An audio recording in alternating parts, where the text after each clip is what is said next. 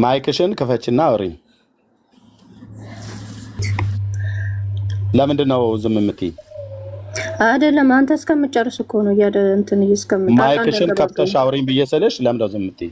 ኦኬ እግዚአብሔር ነው ጥጃውን ቅረጹ ያላቸው? አይደለም በራሳቸው ነው እንጂ በራሳቸው ነው። እኔ ለምሳሌ አድምጪኝ። ኪሩቤልን ግን ቅረጹ ያለው ማን ነው? እግዚአብሔር። እኛ እግዚአብሔር ቅረጹ ብሎ ያለውን ጣዖት ነው ብለናል እኮ እኛ ነው ብለናል። በመጀመሪያ እኛ ብለናል ወይ? አድምጪ።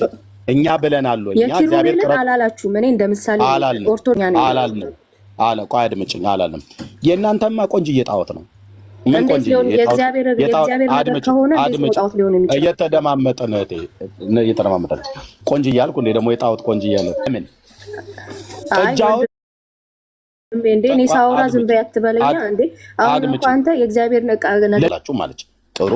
ስለዚህ እኛ አሁን ለምን እግዚአብሔር አምላክ ለባሪያው ለዳዊት ባዘዘው መሰረት ልጁ ሰለሞንን እንዲሰራ ባዘዘው መሰረት ተሰርቷል ማለት ነው። ኦኬ አይደለም። እስራኤላውያኑ ጥጃ ሰሩ። ያ የሰሩትን ጥጃ ግን እግዚአብሔር ቅረጹ ብሏቸው አይደለም። አዎ ስለዚህ እግዚአብሔር ቅረጹ ያላላቸው ጥጃም ይሁን ታቦትም የኛ ጋር ሲሆን ብለሽ ካልሽ እናንተን እግዚአብሔር ቅረጹ አላላችሁማ ብሎናል ብለሽ ካልሽ መረጃ አስችል። እኔ እኮ መረጃ ሊሆን የሚችለው የእግዚአብሔር የሆነ ነገር አሁን ለምሳሌ እግዚአብሔር የእግዚአብሔርን የሆነ ነገር አንልም አልኩሽ ደጋግመሽ። እቴ አማርኛ ሰማያልሽ አይደል? የእግዚአብሔር ያለ የለም። እኛም አላልም አንቺም አላልሽም። ኦኬ እዚህ ላይ እንዳትናገሪ። የእግዚአብሔር የሆነውን ማን ነው ጣዖት ነው ብሎ ያለ? ማንም አይልም። እኔም አልልም፣ ማናችንም አንልም። እዚህ ላይ ደፍረን ለምን? በአምላካችን በእግዚአብሔር ቅዱስ ቃል ላይ ተጽፎ የተገኘ እውነት ነው። ይሄ የአምላክ የእግዚአብሔር ትእዛዝ ነው። ምንም እንኳን ኪዳኑ አሁን ባይሆንም በቀደመው ኪዳን ውስጥ እግዚአብሔር ያዘዘው በቅዱስ ቃሉ ላይ የተጻፈ እውነት ነው። ሳናላምጥ ነው የምንወጣው ይሄንን እውነት ማለት ነው። አሁን ይሄንን ግን እዛ ቅረጹ ብሎ የምንቀርጸውን ጣዖት ብላችሁ አትበሉብን ብለሽ ካልሽ እነዚህ እዚህ ጋር ሰለሞን የሰራው እግዚአብሔር ቅረጹ ብሎ ነው። እናንተ የቀረጻችሁት ማቅረጹ ብሏችሁ ነው። እሱ ነገር እኛ እንደነገርኩክ መጽሐፍ ቅዱስን እንትኑን ሐሳቡን እንወስዳለን። ከመጽሐፍ ቅዱስ ሐሳቡን ለምሳሌ አሁን የጌታችን እሱ እንዴት እንደሆነ እንዴት እንደተሰቀለ ህማሙን ሁሉ ነገሩ ተቀምጧል አይደለ መጽሐፍ ቅዱስ ላይ። ያንን ሐሳብ ወስደን በስዕል መልክ አስቀምጠ ነው። ከዛ እናንተ ማንቀረጹ አላችሁ። ነገርኩ እኮ የመጽሐፍ ቅዱስን ሐሳቡን እንወስዳለን። ሐሳቡን እናንተ ማንቀረጹ አላችሁ። አሁን ታቦት ብላችሁ ይዛችሁት የምትወጡትን ማንቀረጹ አላችሁ። እንዴት ማለት? ማን ነው ቀረጹ ያላችሁ? ማን ነው ትእዛዝ የሰጠ? እግዚአብሔር ታቦትን ሙሴ እንዲቀርጽ አላዘዘውም እንዴ? የጠየኩት እናንተን እየጠየኩ ያተለኝ። እግዚአብሔርማ አድምጪ፣ ለሰለሞን ኪሩብ ከወይራ ቅረጽ እንዳለው ለሙሴም ከግራር እንጨት ታቦቱን ቅረጹት። እርዝመቱ 2 ክንድ ተኩል፣ ቁመቱ 1 ክንድ ተኩል፣ ወርዱ 1 ክንድ ተኩል ይሁን። በውስጥ እና በውጪ በወርቅ ለብጠው ብሎ ጌታ የተናገረው ጴንጤ ቤት ነው የመጣሽው። እንግዲህ ይህንን እግዚአብሔርን የጽድቅ ቃል በደንብ አድርገን እናጠጣሻለን ማለት ነው። 25:10 ላይ እንደዚህ ይላል። ይኸውልሽ እህት ዓለምዬ፣ ኦኬ እንደዚህ ያለው ታቦቱን ቅረጹ ያለው ማን ነው? እራሱ ጌታ ማለት ነው። የጴንጤዎቹ አምላክ ቅረጹ አለ። የእስራኤል አምላክ እንደዚህ አለ፣ ከግራር እንጨት ታቦቱን ይስሩ፣ ርዝመቱ 2 ክንድ ተኩል፣ ወርዱም 1 ክንድ ተኩል፣ ቁመቱም 1 ክንድ ተኩል ይሆን ካለ በኋላ ይኸው በውስጥና በውጭ በምን ለብጠው ይላል? በቫርኒሽ ለቅልቀው፣ እንደናንተ ማለት ነው አይልም። በቫርኒሽ ነገር ቀባቀባ አድርገው፣ የዝገትም ነገር ምንድነው እንትን ነቀዝ እንዳይበላውም እሱን ቀባው አላለም። በውስጥና በውጭ በምን አሉት ይላል? በወርቅ ለብጠው፣ በእርሱም ላይ በዙሪያው የወርቅ አክሊል አድርግለት ብሏል ይላል። በምን ለብጠው? በወርቅ ለብጠው፣ በቫርኒሽ ቀባው አይደለም ያለው፣ በወርቅ ነው የተለበጠው። ከምን የተሰራው? ከግራር እንጨት። ማን ያዘዘው? እግዚአብሔር። ስለዚህ እግዚአብሔር ታቦትን ስሩ ብሎ ማሲል ለሙሴ አለው። እግዚአብሔር ሙሴንም አለ ይላል። እግዚአብሔርም ሙሴን እንዲህ ሲል ተናገረው ይላል። እህትዬ የእናንተን ማን የተናገረው ነው? የእናንተን ታቦት እንዲሰራ የእናንተ ስዕል እንዲሳል እግዚአብሔር ለማን ነው? ለመምሬ ማን ነው? እኛ መጽሐፍ ቅዱስን አይደል እንዴ የምንከተለው? መጽሐፍ የሚለውን እኮ አትከተሉም። እናንተ መጽሐፍ ቅዱስ እናንተ የመጽሐፍ ቅዱስ አመፀኞች ናችሁ። በመጽሐፍ ቅዱስ ላይ ያመጻችሁ ማለት ነው። በምንድን ነው ልናመጽ የቻልነው? እንዴት ነው እንደዚህ? ሀሳብ አታስቀይሪ። በኋላ እነግርሻለሁ። እግዚአብሔር ለሙሴ እንዲህና እንዲህ አድርግ ብሎ ይኸው አዘዘው። ታቦቱ የሚሰራበትን፣ የካህናቱ ልብስ የሚጠለፍበትን፣ ኪሩብን የሚሰራበትን፣ መሎጊያ የሚያደርግበትን እያንዳንዱ ነገር የዕጣን መሰዊያውን፣ የህብስት ገበታውን፣ መቅረዙን፣ የነሐስ መሰዊያውን በሙሉ የሚደረጉትን ነገር ሁሉ በሙሉ በሰለሞንም ዘመን ከኪሩብን ከተቀጠቀጠ ወርቅ ስራ አለው ኪሩቡን። በሰለሞን ዘመነ መንግስት ደግሞ ከወይራ እንጨት እንዲሰራ አዘዘው። ከዛ በወርቅ ለብጠው አለው ማለት ነው። ይህንን ሲል ራሱ ጌታን የተናገረው የአብርሃም አምላክ ማለት ነው። እግዚአብሔር ባዘዘው መሰረት ሰለሞንም ሰራ፣ ሙሴም በዘመኑ ሰራ ማለት ነው። እናንተ ማን ባዘዛችሁ መሰረት ነው ናርዶስ የተሰራው? ነው እናንተ የተቀረጸው የሳላችሁትንም የሳላችሁት በቆዳም ላይ ይሁን በጨርቅ ላይ በወረቀት ላይ ጽፋችሁ የምትሰግዱት የማርያምም ስዕል በይ የመድኃኒዓለም ስዕል በይ ታቦትም በሉት ምንም በሉት የምታደርጉትን ሁሉ ማን ያዘዘው ነው? ማን ነው ትእዛዝ ተቀባይ የነበረው? አይደለም። እኛ መጽሐፍን ስለምንከተል የመጽሐፍ ቅዱስ ሀሳብ ነው እንጂ ማናዘዛችሁ? እግዚአብሔር ሳያዛችሁ ነው የምትሰሩት ማለት ነው። ሀሳብ እኮ እኛ እኮ መጽሐፍ ቅዱስን ነው የምንከተለው። መጽሐፍ ቅዱስ የሚለውን ነገር መጽሐፍ ቅዱስን አደም ትከተሉት። ስለዚህ አሁን የቀረጻችሁት ታቦት መጽሐፍ ቅዱሱ በሚያዘው መሰረት ነው የቀረጻችሁት? አዎ። እሺ ቴንኪው። ይሄ ክፍል ምን ይላል? ከግራር እንጨት ታቦቱን ይስሩ ይላል አይደል? እርዝመቱ ስንት ይሆን ይላል?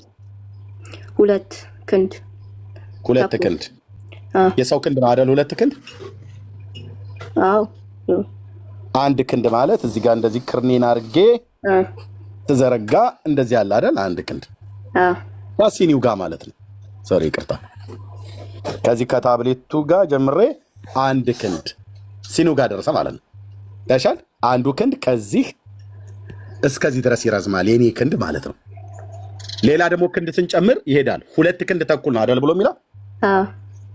ልብ በይ። 2 ክንድ ተኩል በሜትር ስንት ይሆናል? 1 ክንድ 1 ሜትር አይደል? አይ 2 ክንድ 1 ሜትር ነው። 2 ኦኬ 1 ሜትር ተኩል አይ ቲንክ። እሺ ሜትር ተኩል ይሆናል ማለት ነው አይደል? ምኑን ነው ብሎ የሚለው? እርዝመቱ አይደል? እርዝመቱ 1 ሜትር ተኩል ይሆናል ማለት ነው። 1.5 ማለት ነው አይደል? 1 ሜትር ከ50 ሴንቲሜትር ምናምን ነገር ይሆናል ማለት ነው ነው አይደል? እሺ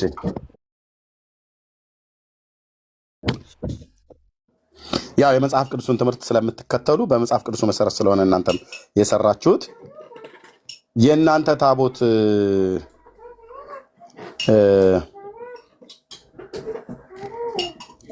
ታቦት ይሄ ስንት ክንድ ተኩል ይሆናል?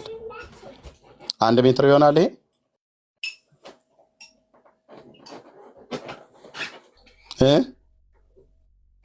ያው መጽሐፍ ቅዱስን ነው የምንከተለው በላይ ስላልሽ ማለት ነው። 1 ሜትር ይሆናል። መቼም ዝም ብሎ አይደለም የሚቀመጠው። ይሄ 1 ሜትር ይሆናል። አዎ ሊሆን ይችላል። ሰው ስላላቀው ይችላል። በእርግጠኝነት 2 ክንድ ይሆናል። ይሄ ወገኖች 60 ሴንቲሜትር ነው። 60 ሴንቲሜትር ነው። ኤግዛክት አንተ ታውቀዋለህ፣ መትረህ ታውቃለህ። የእኛ መቼም ቤተክርስቲያን ዝም አይደለም የምታስቀምጠው። በስርዓት እኮ አልኩሽ። እባክሽ የማታውቂውን ከምትናገር የሚያውቅ ሰው ሲነግርሽ ብትሰሚ ትምህርት ይሆንሻል። 60 ሴንቲሜትር ነው እንደዚህ ነው ምናምን ነገር ነው ርቀቱ 60 ሴንቲሜትር። ኦኬ። ስለዚህ የመጽሐፍ ቅዱሱ ስንት ሜትር ነው? 1 ክንድ ተማኑ 2 ክንድ ርዝመቱ 2 ክንድ ተኩል ማለት 1 ሜትር ከ50 ሴንቲሜትር ማለት ነው። የመጽሐፍ ቅዱሱ ርዝመቱ የታቦቱ ርዝመት የኦርቶዶክስ ታቦት ይሄ ማለት ነው። ጭንቅላታቸው ላይ የሚያደርጉት ይሄ 2 ክንድ ተኩል ይሆናል። አይሆንም። 1 ክንድ ቢሆን ነው 1 ክንድ ማለት ነው። አይ ዶንት ቲንክ ሶ ቢኮዝ ሁሉን ነገር በእንትን ዝም ብለው አይደለም የሚያስቀምጡት። መጽሐፍ ቅዱስንም ሳታነቢ መጽሐፍ ቅዱስንም ሳታቂ ወንድሜ እንደዚህ ማለት ትችል እኮ አትችልም። እኔ አሁን ከሃይማኖቴን ስለተረዳሁት ነገር ነው አይደለ? እያወቅሁ አንድ ሰው ምንም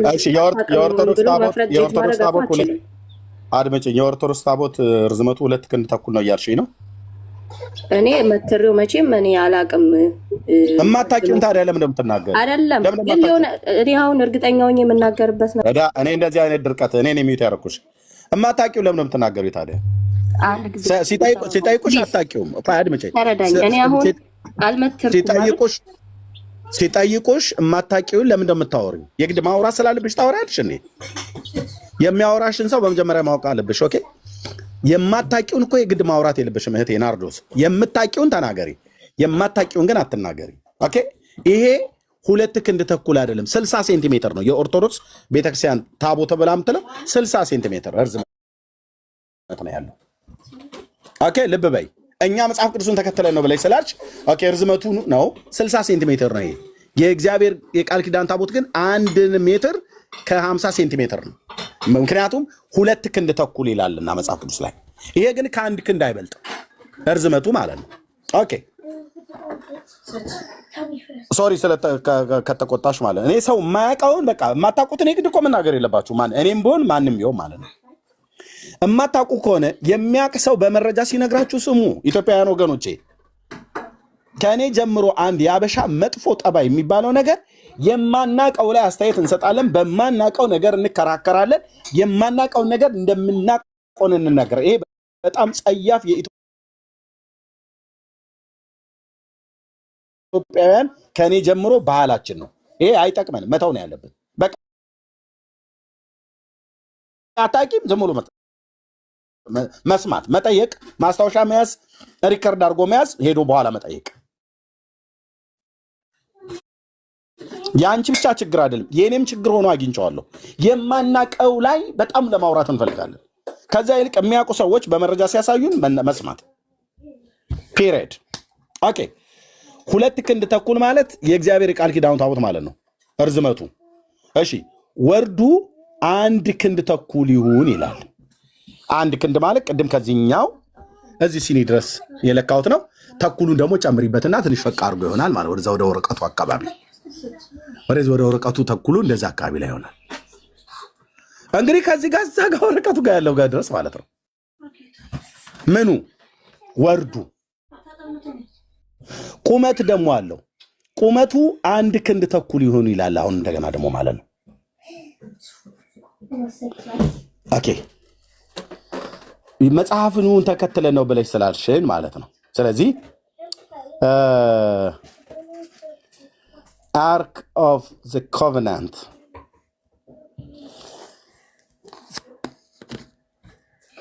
እህትዬ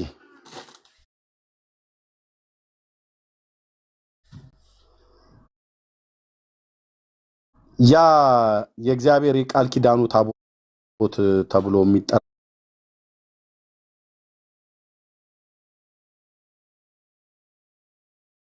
የነበረው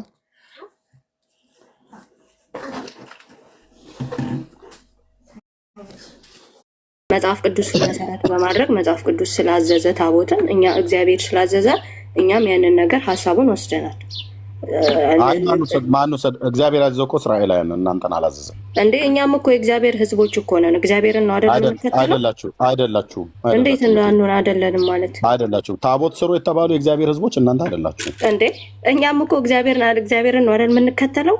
ስለዚህ መጽሐፍ ቅዱስን ወይም እግዚአብሔር እስከተከተልን ድረስ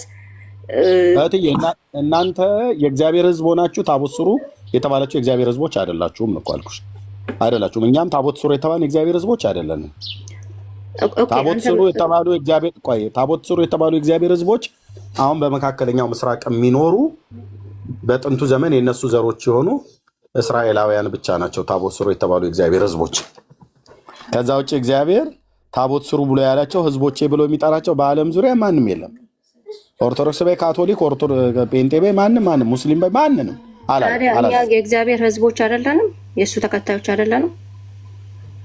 ተከታዮች አንቺ የእሱን የእግዚአብሔርን ሕግና ስርዓት አንከተልም ማለት ነው። መቼ? ሁሌም እኛ እግዚአብሔርን አምላካችን ብለን እስካመንበት ድረስ የእሱን ሕግና ስርዓትን ትእዛዛቶችን ተቀብለን በሕጉና በትእዛዛቶቹ መንገድ እንጓዛለን። ኦኬ። ስለዚህ ከሕጉ አንዱ ላሳይሻ ታዲያ። ከሕጉና ትእዛዙን ትከተላላችሁ አይደለ? አዎ። እሺ ቴንክ ዩ። ኦኬ። ከሕጉና ትእዛዙን ይከተላሉ። ከእግዚአብሔር ሕዝቦች ነን ብላለች። እግዚአብሔርም በግብፅ ሀገር ሙሴንን እንዲህ ብሎ ተናገረ። ሙሴና አሮንን እንዲህ ብሎ ተናገራቸው። የወር የወሮች መጀመሪያ ይሁናችሁ፣ የዓመቱ መጀመሪያ ይሁናችሁ አለ። እግዚአብሔርን ስለምትከተሉ ይሄ ወር ብሎ ያለው የትኛው ወር ነው? የወሮቹ መጀመሪያ ብሎ ይሁን ያላችሁ የእግዚአብሔር ሕዝቦች ስለሆናችሁ ንገረኝ። ይሄ ወር የትኛው ወር ነው?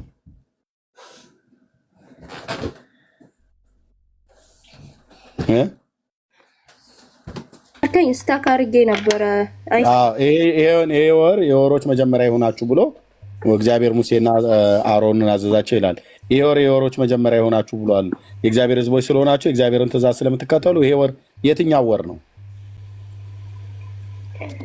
የዓመቱ መጀመሪያ ይሆናችሁ ብሎ ያለው የትኛው ወር ነው? መስከረም ነው። ያው የዓመቱ መጀመሪያ መስከረም ነው እኮ። ስለዚህ ይሄ ወር መስከረም ነው ማለት ነው አይደል? አይ ቲንክ ሊሆን ይችላል። ምክንያቱም የዓመቱ መጀመሪያ መስከረም ስለሆነ የእግዚአብሔር ሕዝቦች ነን ብለሽ ስላሽ እየተከተላችሁ እንደሆነ በደንብ ለማረጋገጥ ነው። ስለዚህ የዓመቱ መጀመሪያ ማለት ነው። አዎ የምንከተለውም የኛ ኢትዮጵያውያን የዓመቱ መጀመሪያ መስከረም ነው አይደለ? መስከረም ወር ነው። ስለዚህ እግዚአብሔር እዚህ ለሙሴና ለአሮን የዓመቱ መጀመሪያ ይሁን ብሎ ያላቸው መስከረም ነው ማለት ነው። አዎ እንግዲህ የት አባቴ ይገባል ወንድሞች? አሁን ምንድን ነው ማለት የምችለው? አረ ምንም አትበል። ቆይ አይደለም ልቀጥል፣ ችግር የለውም። እሺ ለእስራኤል ልጆች ሁሉ ተናገሩ በሏቸው ይላል። ለምን ለኢትዮጵያ ልጆችም ተናገሩ አላላቸውም? እናንተ የእግዚአብሔር ሕዝቦች ነን ያለንን ሁሉ ሕጉን እናከብራለን ብላችኋል። ግን እዚህ ጋር ለእስራኤል ልጆች ተናገሯቸው በሏቸውም ማለት ለምን ለኢትዮጵያ ልጆችና ለሱዳን ለግብፅ ልጆች ምናምን ነገር አላለም? ቆይ አይደለም። ሲጀመር ኢትዮጵያ መጽሐፍ ቅዱስ ውስጥ እኮ ተጽፋለች። እግዚአብሔርን ማምላክ እኮ እኔ ያልኩሽ ሌላ ነገር አታውሪ። ኖ ለእስራኤል ልጆች ነገር እኮ ነው። ለእኛም ተጽፎ ለእስራኤል ልጆች ለእስራኤል ስለ ኢትዮጵያ መልእክት እግዚአብሔር ተናግሯቸዋል። እናንተ እንደ ኢትዮጵያ የጠየኩሽን ብቻ መልሽ። እኔ መድረቅ አልፈልግም። የጠየኩሽን መልሽልኝ። ለእስራኤል ልጆች ሁሉ ተናገሯቸው በሏቸውም ብሎ ከዛ ምን አለ? በዚህ ወር በ10ኛው ቀን ሰው ሁሉ እያንዳንዱ አንድ ጠቦት ለአንዱ ቤት አንድ ጠቦት ይውሰድ። የቤቱም ሰዎች ቁጥር ለጠቦቱ የማይበቃ ቢሆን እሱም ለቤቱ ለቀረው ጎረቤቱ እንደ ነፍሶቻቸው ቁጥር አንድ ጠቦት ይውሰድ። እያንዳንዱም እንደሚበላው መጠን ከጠቦቱ ይካፈል። እናንተም ጠቦቱ ነውር የሌለው የአንድ ዓመት ተባት ይሁን፣ ከበጎቹም ከፍየሎቹም ውሰድ ብሎ አለው ይላል። ከዛ በዚህም ወር በ14ኛው ቀን ጠብቁት፣ የእስራኤል ማህበር ሁሉ ሲመሽ ይረዱት ብሎ ይላል። ይሄ የምታርዱት ጠቦት ምን አይነት ጠቦት ነው? የእግዚአብሔር ሰዎች ስለሆናችሁ እናንተ እኮ በብሉይ ኪዳን ስለነበረው ስርዓት እኮ ነው እግዚአብሔር አምላክ ስላደረገው ጌታችን ከመምጣቱ በፊት ስለሚያደርጉት ስርዓት እኮ ጌታ ያዘዘውን ሕጉን እንፈጽማለን የእግዚአብሔር ሰዎች ነን አላልሽንም እንዴ? እኮ እሱማ ተቀይሯል እኮ በአዲስ ኪዳን በጌታችን ደም ተቀይሯል እኮ። ይሄ ስለ ብሉይ ኪዳን ነው። እሺ የበጉ ደም በጌታችን ደም ተቀየረ። ታቦት ውስጥ በእናንተ ጣውላ ነው የተቀየረው? ኖ በጌታ ደም ነው የተቀየረው። ታቦቱ ነው ያልኩት። ታቦቱ በምን ተቀየረ እኮ? በጌታ ታቦቱ እኮ የሚዘጋጀው መሰዊያ ነው። መሰዊያ ደግሞ በመጽሐፍ ውስጥ በምን ተቀየረ? የእስራኤል ታቦት በእናንተ በምን ተቀየረ? የእስራኤል ታቦት አሁን ጌታ በብሉይ ኪዳን ታቦትን አዟል አይደል? በምን ተቀየረ? ገብቶሻል እኮ እህቴ። በጌታ ደምና ስጋ ነው የተቀየረው። ታቦቱ በጌታ ስጋና ደም ነው የተቀየረው። ወይኔ እንዴት እንደምትረዳኝ አላውቅም። ቆይ ታቦቱ በጌታ ደምና ስጋ ነው የተቀየረው አይደል? ኖ እኔ ያልኩት እኮ አሁን ይሄ የሚያወራው ሐሳብ ስለ ብሉይ ኪዳን ነው። እሺ እዚህ ጋር መልሽልኝ። እዚህ ጋር ፋሲካውን ሲመሽ በጉን ረዱት ብሎ አለ ይላል። አዎ እኛ የጌታን ትእዛዝ እንፈጽማለን ብለሽኛል አይደል? ቅድም የጌታን ትእዛዝ እንፈጽማለን ብለሽኛል አይደል? ቅድም አዎ ይሄ የጌታ ትእዛዝ ነው? ትእዛዝ አይደለም? ትእዛዝ ነው፣ ግን ብሉይ ኪዳን ነው ይሄ። ኦኬ ብሉይ ኪዳን ለምን ነው የማታደርጉት እናንተ? እግዚአብሔር ህዝቦች አይደለን? ተቀይረዋል። በጌታችን በመድኃኒታችን በኢየሱስ ክርስቶስ ስጋና ደም ይሄ ድሮ የተደረገው መሰዊያ ተቀይሯል። አሁን የጌታ ስጋና ደም ነው። ምኑ ነው የተቀየረው ነው ያልኩሽ? ይሄ ድሮ ጠቦት እንትን የሚዘጋጀው ማለት ነው ለመንጣት በጌታ ስጋና ደም ተቀይሯል። ታቦቱስ የብሉይ ኪዳኑ ታቦት በምን ተቀየረ?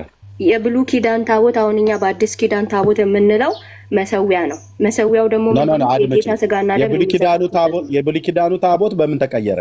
የብሉይ ኪዳኑ በግ በኢየሱስ ክርስቶስ መስዋዕትነት ከተቀየረ የብሉይ ኪዳኑ ታቦት በምን ተቀየረ እናንተ ጋር?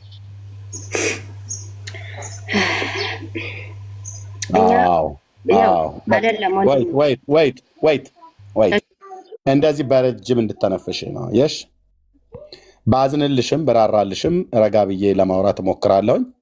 አየሾ እንደዚህ መውጫ መግቢያ እስኪጠፋ ድረስ ማለት ነው።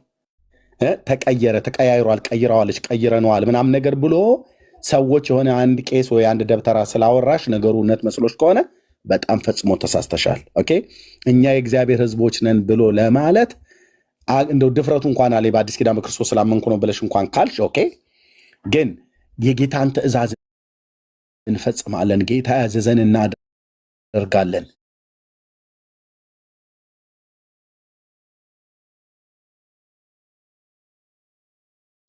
ብለሽ ታቦቱን ብሉይ ኪዳን ላይ እነሱ ያደርጉት እንደነበረ እኛም ታቦት በአዲስ ኪዳን እናደርጋለን ብለሽ ስትይ አንደኛ በወርድና በርዝመት በመጠን የማይገናኝ በቁመት የማይገናኝ የብሉይ ኪዳኑ ታቦት 4 ሰዎች እንደሚሸከሙት ታውቂ ነበር እህት አለም?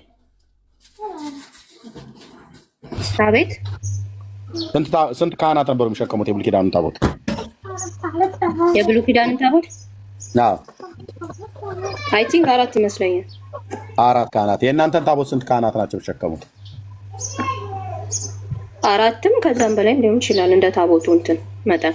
እሺ የኦርቶዶክስን ታቦት 4 ካህናት የሚሸከሙበትን ቦታ አሳይ። ኖ እንደዛ ሳይሆን እንደ ታቦቱ መጠን እኮ ነው ያልኩክ እንጂ እኮ 4 ካህናት የሚሸከሙትን አሳይ። የኢትዮጵያ ኦርቶዶክስ እኔ ያልኩክ አሁን ለምሳሌ ታቦቱ እኮ በውስጡ በአንድ ቤተክርስቲያን ውስጥ ታቦት 2ም 3ም 1ም ሊኖር ይችላል። የጠየኩሽ ገብቶሻል? 4 ካህናት የሚሸከሙት ልክ እንደ ብሉይ ኪዳኑ ታቦት 4 ካህናት ለምን ተመሳሳይ አልሆነም ነው አንተ ጥያቄክ መሰለኝ። አዎ የጌታ ትእዛዝ ነው። የጌታ ትእዛዝ በአራት እግሩ ላይ 4 መሎጊያ ያድርግ ብሎታል። 4 ካህናት ናቸው የሚሸከሙት። ስለዚህ እናንተን 4 ካህናት ናቸው የሚሸከሙት ብለሽኛል። 4ቱ ካህናት የሚሸከሙትን የኦርቶዶክስን ታቦት አሳዩ።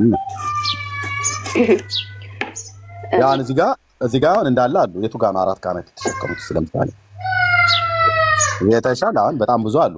4 ካህናት አንዱን ታቦት 4 ካህናት የተሸከሙት ይታሉ። አሁን እዚህ ጋር 3 6 9 አሉ። 9 ታቦት ተብሎ የሚባል በ9 ሰዎች ነው የተሸከሙ። እዚህም ጋር አሉ። አሁን ያልሽ 1 2 3 4 5 6 7 ታቦታት የሚባሉ አሉ። 7 ናቸው የተሸከሙት። ያ ግን ታቦቱ አንድ ነው። እነዚህ ግን 7 ናቸው በሰዎቹ ቁጥር ማለት ነው። ኦኬ እንደዚህ እያልን ብንሄድ በጣም ብዙ አለ እንዳለ እዚህ የተደረደሩ ማለት ነው። የታለ 4 ካህናት የሚሸከሙት ታቦት?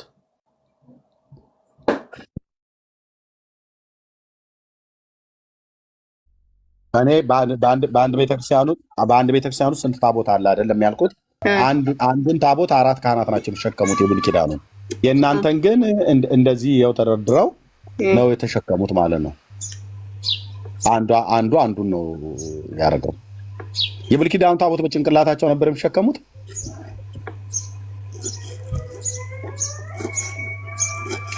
የብሉይ ኪዳን ካህናት የብሉይ ኪዳን ታቦቱን የሚሸከሙት በጭንቅላታቸው ነበር። እሱም በጭንቅላታቸው መሆን አለመሆኑን አላውቅም። በትከሻቸው እንደሚሸከሙ ታውቂያለሽ? እሱን አላውቅም። በትከሻቸው በጭንቅላታቸው እንደሆነ አላውቅም። ማወቅ አለብሽ አይደል? ኦኬ ለማወቅ ሞክራለሁ። ላሳይሽ። ሙከራውን ታዩና እኔ ላሳይሽ። ያው በትከሻቸው እንደሚሸከሙ እንደዚህ ላሳይሽ። ኦኬ ምን ይላል?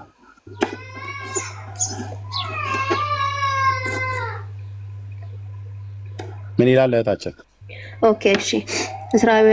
እስራኤላውያን ሁሉ ያስተምሩ ለነበሩት ለእግዚአብሔር ለተቀደሱት ሌዋውያን ትንሽ ዞር አድርገው እንዲህ አለ፣ ቅዱስን ታቦት የእስራኤልን ንጉሥ የዳዊት ልጅ ሰሎሞንን በሰራው ቤት ውስጥ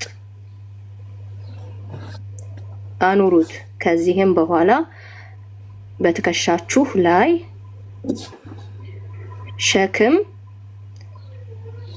አይሆንባችሁም። አሁንም አምላካችሁን እግዚአብሔርንና ሕዝቡን እስራኤልን አገልግሉ። ምናችሁ ላይ ሸክም አይሆንባችሁም ነው ብሎ የሚለው በትከሻችሁ ላይ አንዴ ሸክም ሸክም ነው የሚለው። ሸክም በምናችሁ ላይ ሸክም አይሆንም የሚለው በትከሻችሁ ላይ ሸክም። ስለዚህ የእግዚአብሔር የቃል ኪዳኑን ታቦት ሌዋውያን ካህናት በትከሻቸው ላይ ነበር ማለት ነው የሚሸከሙት። በትከሻቸው ላይ ሸክም አይሆንባችሁም እኮ ነው የሚለው እዚህ ጋር እኮ በትከሻችሁ ላይ ሸክም አይሆንባችሁ ማለት በትከሻችሁ ተሸከማችሁት ከቦታ ቦታ ትዘዋውሩ፣ ሰለሞን በሰራው ቤተ መቅደስ ውስጥ አስቀምጡት ነው እያላቸው ያለው። ያ ስለዚህ የብሉይ ኪዳኑን ታቦት ካህናቱ ሌዋውያኑ በምናቸው ነበር የሚሸከሙት? በትከሻቸው እንደሚሸከሙ እኮ ኤግዛክትሊ አላስቀመጠም። ምናልባት ትከሻ ብዙ ይሄ ምንድን ብሎ የሚለው እዚህ ጋማ በትከሻችሁ እኮ ነው የሚለው። በትከሻችሁ እኮ የብሉይ ኪዳን ካህናት ታቦቱን በምን ነበር የሚሸከሙት? በትክክል በትከሻ እንደሚሸከሙ እኮ አላስቀመጠም። በትከሻችሁ በጭንቅላታቸው ነው። ይሄ በጭንቅላታችሁ ነው። እንደዛ ምታነቢው ኖ፣ እንደዛ አይደለም። እሺ በምናችሁ ላይ ያተሸከሙት ብሎ ያለው በትከሻችሁ። እሺ በትከሻቸው ላይ ለምን አላቸው? እየዋሻቸው ነው? ኖ፣ እግዚአብሔር ቃል አይዋሽም። ስለዚህ ሌዋውያን ካህናት ታቦቱን በምን ነበር የሚሸከሙት?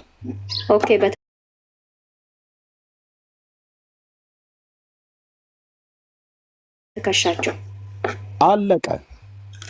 አለቀ። የእናንተ ታቦቱ ብለው የሚሉትን በምን ነው የሚሸከሙት? የእኛ አባቶች የሚሸከሙ በጭንቅላታቸው ነው። ያ ምክንያት ሊኖረው ይችላል። ይሄን አለ ማለት በቃ ይሄን አለ ማትገናኙት ከእግዚአብሔር ቃል ጋር ይሄን አለ የተላለፋችሁት። ይሄ እኮ የሚያወራው እኮ ስለ ብሉይ ኪዳን እኮ ነው። አድመጪኝ እህቴ፣ እየሰማሁህ ነው። የአንቺ አባቶች በትከሻቸው ላይ የሚሸከሙትን በትከሻችሁም ላይ ተሸከሙት ብሎ ጌታ ትእዛዝ አልሰጣቸው። ሲጀምርም ታቦትም ስሩ ብሎ አላላቸው። ግን ያው የአምላክን የእግዚአብሔርን ቃል እንሰማለን፣ እንታዘዛለን። እኛ የእግዚአብሔር ሕዝቦች ነን ብለሻልሽ። የእግዚአብሔር ሕዝቦች አይደላችሁም። እንድትሆኑ ግን ጌታ ይወዳል። እንድትሆኑ ደግሞ እግዚአብሔር ሲወድ የእግዚአብሔር ሕዝቦች ልንሆን ያልቻልነው እኛ የእግዚአብሔር ሕዝቦች ነን። አሁንም አመፀኞች ናቸው። የአምላክ የእግዚአብሔርን ቃል የማይለውን የምትሉ አመፀኞች ናቸው። እንዴት? መጽሐፍ ነገርኩህ እኮ ታቦት እኮ መጽሐፍ ቀደም ከሴንቲሜትሩ ጀምሮ ሳሳይሽ የብሉይ ኪዳኑ ታቦት ርዝመቱ 1 ክንድ ተኩል ነው፣ ቁመቱ 1 ክንድ ተኩል ነው፣ ወርዱ 1 ክንድ ተኩል ነው። የእናንተ ግን ታቦት ብላችሁ ያላችሁ 60 ሴንቲሜትር ነው። የብሉይ ኪዳኑ ታቦት አድመጭኝ እባክሽ አድመጭኝ፣ የማታውቂውን አታውሪ። የእናንተ ታቦት የብሉይ ኪዳኑ ታቦት 4 ሌዋውያን ካህናት ይሸከሙታል። ለምን? 4 መሎጊያ ስላለው ማለት ነው። በ4ቱ እግሮች ላይ ያው ዘጸአት መጽሐፍ ምዕራፍ 25 ቁጥር 10 ላይ ምን ይላል? በተለይ እዚህ ቁጥር 12 ላይ 4 የወርቅ ቀለበቶች አድርግለት፣ እነሱም በ4ቱ እግሮቹ ላይ አኑር ይላል አይደል? ታቦቱ 4 እግር አለው የለውም እህቴ ናርዶስ? እሺ ሄዳ ጨርስ አንብብና አለው አይደል? ያ አለው። ታቦት 4 እግር ያለው ነው ማለት ነው። 4 እግር ያለው ቅድም ያሳየውሽ አይነት ሳጥን ማለት ነው። አርክ ኦፍ ዘ ኮቨናንት የሚባለው የእግዚአብሔር ቃል ኪዳኑ ታቦት 4 እግር አለው እንጂ እንደናንተ ልሙጥ የሆነ ጠረጴዛ አይደለም። 4 እግር ያለው ታቦት የሚባለው ልክ እንደዚህ አይነት ማለት ነው። እንደዚህ መሎጊያ የሚባለው ይሄ ነው። ልክ እንደ ባሬላ አንደኛው ሌዋዊ ካህን በዚህ ጋር ይሸከመዋል። ኦኬ እንትና ማንች መንደሪና መጣችሁ። ያው እንደዚህ ነው የሚሸከሙት እህቴ። እሺ በቃ ያው እህቴ እንዳስቀመጠችው ማለት ነው። እንደዚህ ነው የሚሸከሙት። ኦኬ እንደዚህ ነው የሚሸከሙት። ያው እዚህ ጋር ምን እንደሚል እዩ። እሺ አንብብ፣ ጽሁፉን አንብብና ጨርሰው። እዚህ ጋር ምን እንደሚል ያሳይሽ። ቆይ እዚህ ጋር ምን እንደሚል ያሳይሽ። እዚህ ጋር ምን ይላል? 4 የወርቅ ቀለበቶች አድርግለት፣ እነርሱ በአራቱ እግሮቹ ላይ አኑር። በአንድ ወገን 2 ቀለበቶች፣ በሌላ ወገን 2 ቀለበቶች ይሆኑ። መሎጊያዎቹም ከግራር እንጨት ስራ፣ በወርቅም ለብጣቸው። ለታቦቱ መሸከሚያ ይታያችሁ። ለታቦቱ መሸከሚያ በታቦቱ ጎን ባሉት ቀለበቶች ውስጥ ይግባ። መሎጊያዎቹም በታቦቱ ቀለበቶች ውስጥ ከቶ ያውጡ ብሎ አለው። ለታቦቱ ማለት መሸከሚያ። ያው ላሳየሽ፣ አሁን ስዕሉ ላይ እቴ መንደርን የያዘችው ማለት ነው። ያው በቃ ታቦቱ 4 እግር አለው። ልብ በሉ። እርዝመቱ 2 ክንድ ተኩል ነው። እርዝመቱ 2 ክንድ ተኩል ነው። ቁመቱ 1 ክንድ ተኩል ነው። ወርዱ 1 ክንድ ተኩል ነው። በውስጥና በውጭ በወርቅ ለብጠው ብሎታል። መሎጊያ አግባ ብሎ ያለው መሎጊያ ማለት ይሄ ካህናቱ ትከሻ ላይ ያለው ማለት ነው። የእስራኤል አምላክ ቅዱስ ገናናው እግዚአብሔር የኛ የጴንጤዎቹ አምላክና አባት ይህን ትእዛዝ ነው የሰጠው። እንደዚህ በፒክቸሩ ላይ እንደምታዩት ነበረ ሌዋውያን ካህናት ይሸከሙት የነበረ። ሁለተኛ ዜና መጽሐፍ ምዕራፍ 35 ቁጥር 3 ላይ ቅድም ያሳየሁት የዳዊት ልጅ ሰለሞን በሰራው ቤተ መቅደስ ውስጥ አኑሩት፣ ከዚህ በኋላ በትከሻችሁ ላይ ሸክም አይሁንባችሁ ብሎ ሲል ክፉ ነገስታት በሚነግሱበት ዘመን ቤተ መቅደሱን እየቆለፉ እግዚአብሔርን ደጅ እየቆለፉ መብራቱን እያጠፉ ለክፉ ነገስታት በሚነግሱበት ዘመን ሌዋውያኑ ካህናት ታቦቱን ይዘውት እየወጡ አንዳንዴ በግለሰብ ቤት አንዳንዴ ደግሞ በዋሻ ውስጥ ሁሉ ጭምር ያኖሩት ነበረ። ስለዚህ በዚያ ዘመን ላይ ሕዝቅያስ በነገሰበት ዘመን እሱ ከመንገሱ በፊት የነበረው አባቱ አካዝ በነገሰበት ዘመን አካዝ ደግሞ የሶርያን ጣዖታትን አምጥቶ በእግዚአብሔር ቤተ መቅደስ ውስጥ በሰለሞን ቤተ መቅደስ ውስጥ በኢየሩሳሌም ማለት ነው አምጥቶ የእግዚአብሔርን ታቦት ሌዋውያን ካህናት ከቤተ መቅደስ ውስጥ አውጥተው በትከሻቸው ላይ ተሸክመው ከቦታ ቦታ ይዞ እንዲዞሩ ስደት አስነስቶባቸው እሱ እነዛን የሶርያን የደማስቆ ጣዖታትን አምጥቶ በእግዚአብሔር ቤተ መቅደስ ውስጥ አስቀምጦ ነበር። ማን አልኳችሁ? አካዝ የሚባለው ክፉ ንጉስ ማለት ነው። እና በዚህ ሰዓት ላይ የእግዚአብሔርን ታቦት ከጣዖታት ጋር ማስቀመጥ ስላልፈለጉ አባቶች ምዕራፍ 28 ሁለተኛ ዜና አካዝ መንገስ በጀመረ ጊዜ ጎልማሳ ነበር። በኢየሩሳሌምም 16 ዓመት ነገሰ። እንደ አባቱም እንደ ዳዊት በእግዚአብሔር ፊት ቅን ነገርን አላደረገም ይላል። እንደ ዳዊት ቅን ነገርን አላደረገም፣ ኃጢአትን ያደረገው። ከዛስ ነገር ግን በነገሰ በእስራኤል ነገስታት መንገድ ሄደ። ከዛስ ደግሞም ለበዓል ቀልጠው የተሰሩትን ምስሎችን ሰራ ይላል። ጣዖታትን ማለት ነው። የእስራኤል ነገስታት የተባሉት የነ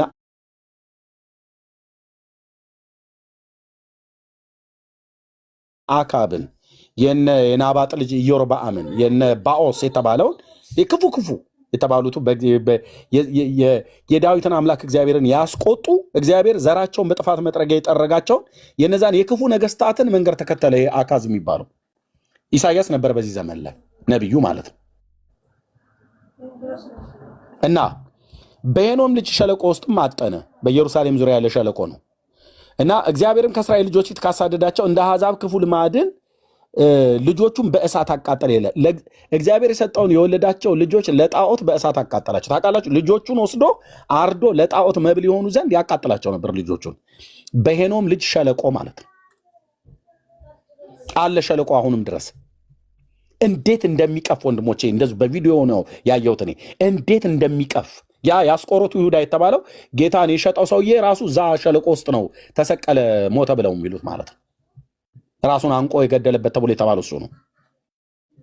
በሄኖም ልጅ ሸለቆ እዚሁ ኢየሩሳሌም ከተማ ውስጥ አለ።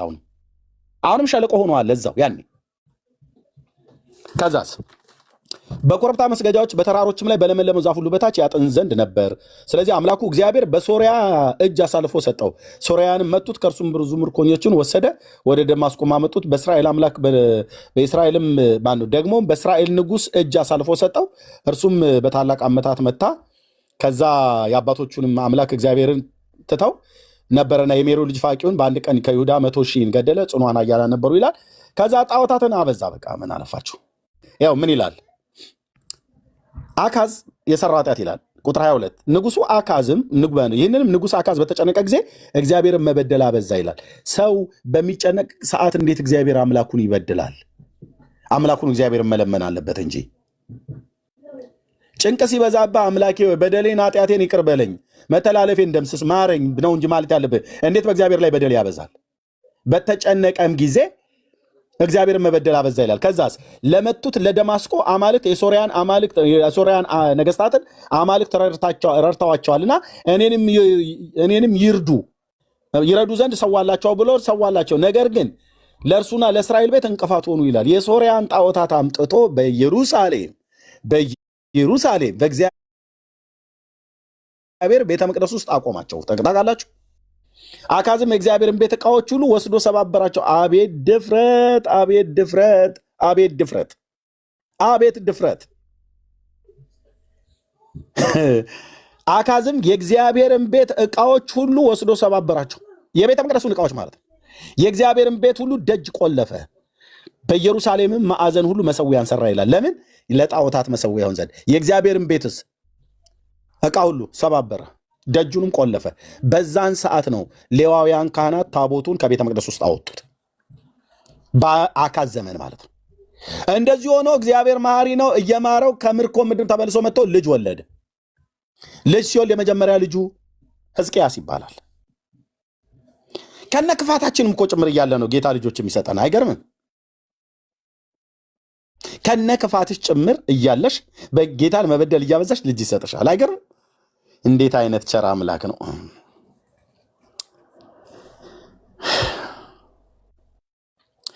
በይሁዳ ከተሞች ሁሉ ለሌሎች አማልክት ያጥን ዘንድ የኮረብታ መስገጃዎችን ሰራ። የአባቶቹንም አምላክ እግዚአብሔርንም አስቆጣ ይላል። በቃ ሌዋውያን ካህናት ከዛ እንደዚህ ሆኖ መሆኑ አይቀር አስቆጣ። የቀረውን ነገር ሁሉ ስራው የፊተኛውን የኋለኛው በይሁዳ ነገስታት መጽሐፍ ተጽፏል ካለ በኋላ አካዝም ከአባቶቹ ጋር አንቀላፋ። መውለድ ብቻ አይደለም፣ ኖረህ መሞት አይቀርም። መሞቱ አይቀርም፣ ሞተ። እግዚአብሔርን በድሎ የእግዚአብሔርን ደጅ ቆልፎ ሞተ። በከተማይቱም በኢየሩሳሌም ቀበሩት። ነገር ግን ወደ እስራኤል ነገስታት መቃብር አላገቡትም። ልጁን ሕዝቅያስን በሱ ፈንታ ነገሱት ይላል። ሕዝቅያስ ደግሞ እሱ በነገሰበት ዘመን የእግዚአብሔርን ቤት ደጆች ከፈተ አይልም? ይኸው ይታያችሁ። አባት ይዘጋል፣ ልጅ ይከፍታል። ይኸውልህ በነገሰም በመጀመሪያው ዓመት በመጀመሪያው ወር የእግዚአብሔርን ቤት ደጆች ከፈተ፣ አደሳቸው። ክፉ አባት መሞት አይቀርም፣ ሞተ እና ግን የወለደው ደግ ልጅ ነው ሕዝቅያስ። የ25 ዓመት ጎልማሳ ነበር። ከዛ እናቱ የዘካርያስ ልጅ አቡ ትባል ነበር። አባቱ ዳዊት እንዳደረገ በእግዚአብሔር ፊት ቅን ነገርን አደረገ ይላል። አባትየው በእግዚአብሔር ፊት ቅን ነገርን አላደረገም። ልጅየው ግን በእግዚአብሔር ፊት ቅን ነገርን አደረገ። እንዴት አይነት ራየህ! አንተ የተረገምክ ከሆንክ ልጅህ የተባረከ ይሆናል፣ ወይ አንተ የተባረከ ከሆን ልጅህ የተረገመ ሊሆን ይችላል። ለልጆቻችን በጣም በብርቱ ነው መጸለይ ያለብን ወንድሞችና እህቶች፣ በጣም በብርቱ። እኔም ጭምር ነው የምልህ፣ በጣም በብርቱ ነው መጸለይ ያለብን። ሳሙኤል ነቢዩ እግዚአብሔርን በዘመኑ ደስ ያሰኘ ነቢይ ነበር። ልጆቹ ግን ደግሞ እግዚአብሔርን የበደሉ ነበሩ። 2 ወንዶች ልጆች ነበሩ። ሁለቱም ሞልፋጦች አይነት ነገር ነው የሆኑት። የነቢዩ የሳሙኤል ልጆች ማለት ነው። አድነኝ እግዚአብሔር ነው የሚባለው። እና ልክ እንደዚህ እግዚአብሔርን ቤት ደጅ ሲቆለፍ ታቦቱን አውጥተው በትከሻቸው ላይ ተሸክመው ይሄዱ ነበር። ለዚህ ነው ሕዝቅያስ ደግሞ ምናሴን ወለደ። ምናሴ ደግሞ አሞፅን ወለደ። አሞፅ ኢዮስያስን ወለደ። ቅድም ያነበብኩት ሁለተኛ ዜና መጽሐፍ ምዕራፍ 35 ቁጥር 3 ላይ ኢዮስያስ የሚባለው ልጅ ቅድማያቱ ሕዝቅያስ ይባላል። ቅድማያቱ አካዝ ይባላል። አባቱ ምናሴ ይባላል። ማነው? አያቱ ምናሴ ይባላል። አባቱ አሞፅ ነው። በጽሁፍ እንደዚህ ላስቀምጧ። ቤተሰቡን የዳዊት ቤተሰብ ኢዮስያስ አባቱ አሞፅ ነው። አያቱ ምናሴ ነው። ቅድመ አያቱ ሕዝቅያስ ነው። ቅድመ አያቱ ሕዝቅያስ ነው። ቅድመ አያቱ ነው የሚባለው አካዝ ነው። በባህሪያቸው አስቀምጣቸው። ደግ፣ ክፉ። ይሄ እኔ ባገኘው ራሱ በጥፊ ነበር በእውነት። ይሄም ክፉ።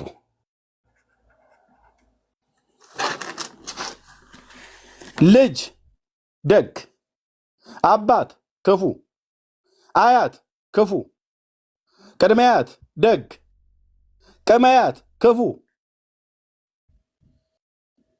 ከደግና ከክፉ ማን የበዛው? ክፉ ነው። እዚህ ውስጥ አሁን 663 ሰው አለ። ክፉ ነው የሚበዛው ደግ ብለህ ብትለኝ እኔ እውነቱን ነው የምነግርህ ብራዘርዬ፣ ክፉ ነው የሚበዛው እዚህ። ክፉ ጌታ ይመስገን ብሎ ማለት ነው። በስመ አብ ወወልድ ወመንፈስ ቅዱስ አሐዱ አምላክ ብሎ ኦርቶዶክስ ነኝ ይላል፣ ግን ክፉ ነው። ጣዖትን የሚያመልክ ምንድን ነው? ክፉ።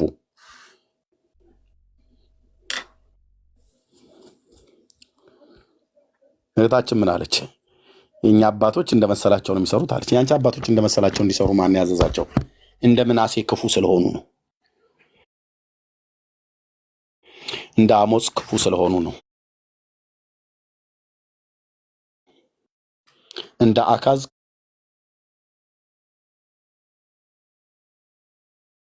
ክፉ ስለሆኑ ነው። እሱ የሶርያን ጣዖታትን አምጥቶ ነበር እንዳለ ቤተ መቅደሱን ያጥለቀለቀው። ስለዚህ ሌዋውያኑ ካህናት የሚሸከሙት በምንድን ነው? በትከሻቸው ነው። የእናንተ ካህናት የሚሸከሙት በምንድን ነው? በጭንቅላታቸው ነው። የሌዋውያኑ ካህናት ታቦቱ ርዝመቱ ስንት ነው ይላል? ርዝመት፣ ወርድ፣ ቁመት 1 ተኩል 5 እንደዚህ ይባላል። ወርድ 1 ተኩል፣ ርዝመት 2 ክንድ ተኩል። የኦርቶዶክስ 60 ሴንቲሜትር። ምን ያገናኘዋል? ምንም። እሺ ወንድሜ እሱን እጠይቃለሁ። እኔ አሁን ምን ርዝመት እንዳለው እኔ በትክክል አላውቅም። ማውቀው እኔ ታቦትን ለምን እንደምንገለገልበት ለምን እንደሚውል ብቻ ነው እንጂ ወርዱ ምናምን ይሄን አላውቅም። በእድሜን ጠይቄ ማላቅ እንትን እላለሁ። ግን ለምን እንደምትጠቀሙበት ታቦትኛ በአዲስ ኪዳን የምንጠቀምበት የጌታችንን ስጋና ደሙን ለማዘጋጀነት ነው። ለምንድን ነው ያልሽው? የጌታችን ስጋ መሰዊያ ነው። በአዲስ ኪዳን ታቦት መሰዊያ ነው። መሰዊያው ደግሞ የጌታ ስጋና ደም ነው የሚዘጋጀው። ማነው መሰዊያ ነው ብሎ ያለሽ? በመጽሐፍ ቅዱስ ውስጥ አለ አዲስ ኪዳን መሰዊያ። መሰዊያ ማለት ደግሞ እኛ ታቦት ነው የምንለው። ታቦቱ ደግሞ የጌታችን ስጋና ደም የሚዘጋጅበት ነው። አቤቱ ጌታዬ፣ አቤቱ ጌታዬ፣ አቤቱ ጌታዬ፣ አቤቱ ጌታዬ። ኖ ይሄ ትውልድ ላይቀና እኮ ነው ያጣመሙት ወንድሞች እናቶች። ላይቀነው እግዚአብሔር ካላቀናው በስተቀር ላይቀኑን የተጣመሙት በሆነ። ኦኬ እሺ፣ ግን መሰዊያ የለም አዲስ ኪዳን መሰዊያ የለም። እኔ አሁን ስልኬ እኮ አንድ በዚሁ ነው ስለመጠቀምበት ነው እንጂ መጽሐፍ ቅዱስን የለም እህትዬ፣ የለም። የነበረም ካለ የብሉይ ኪዳኑ መሰዊያ ነው የነበረው። እሺ መሰዊያ ማለት ምን ማለት ነው?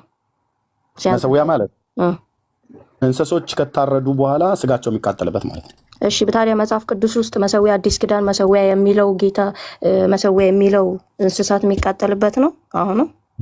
አዎ አሁንም አዲስ ኪዳን ላይ? አዎ እዛ ጳውሎስ የተናገረበት ክፍል ላይ አዲስ ኪዳን ላይ እንዴት ነው መሰዊያው በጌታ ደም እኮ ተሽሯል እኮ የሚቃጠለው በብሉይ ኪዳን። ምንም አታውቂም። አሁን በምትዩ ቢይዝሽ ምንም አታውቂም። ነጭ ወረቀት እንደማለት ነው። ምንም አታውቂም። የነገሯችሁን ጥቅሶች እንኳን ነው የነገረኝ ሳይሆን መጽሐፍ ቅዱስ ውስጥ እንዳኔ ባይዘው ሰው ምንም የለም አታውቂውም። ግን የነገሩሽን ተባራሪ ጥቅስ ነው እንዳሳይሽ። ኖ ተባራሪ ሳይሆን አለ። አንተ አሁን ታውቀዋለህ። እኔ አሁን መጽሐፉ ያለ ግን እኔ የማውቀው ታውቀዋለህ ብለሽ ካልሽ ልንገርሽ እህቴ፣ በቅነ ስለምጠይቂ ይሄን አይደል መሰዊያ አለን ብለው የሚለው? አዎ አዲስ ኪዳን። አዲስ ኪዳን ዕብራውያን ማለት ነው። ከእርሱም ሊበሉ ድንኳኒቱን የሚያገለግሉ መብት የላቸውም ይላል አይደል? መሰዊያ አለን ብሎ ነው አይደል የጀመረው? እሺ አንብብልኝ ሙሉውን ቀጥል። እየሰማሁ ነው። ለምጠይቅሽ ጥያቄ ካልመልሽልኝ በቃ እኔም እተኛለሁ። መሰዊያ አለን ነው እኮ መማር ነው ማወቅ ነው አይደል የምፈልገው። አንተ ደግሞ ያላወቁትን ሰዎችን ማሳወቅ ወንጌልን ማስተማር አይደለ? እዚህ ጋር የተቀመጠው መቼም ለዓለምም አይደለም አይደል? ሰዎች እንዲማሩ ወንጌል እንዳይቆኑ አይደል? ማላውቀውን አሳውቀኝ። እኔ ደግሞ ከማውቀው እኔን የሚዩት ያደረኩሽኝ እየሰማሽኝ ከሆነ ልቀጥል ነው እኮ ያልኩሽኝ። ምንም እኔ የተቀመጥኩት ማርያምን ለማድረግ ነው።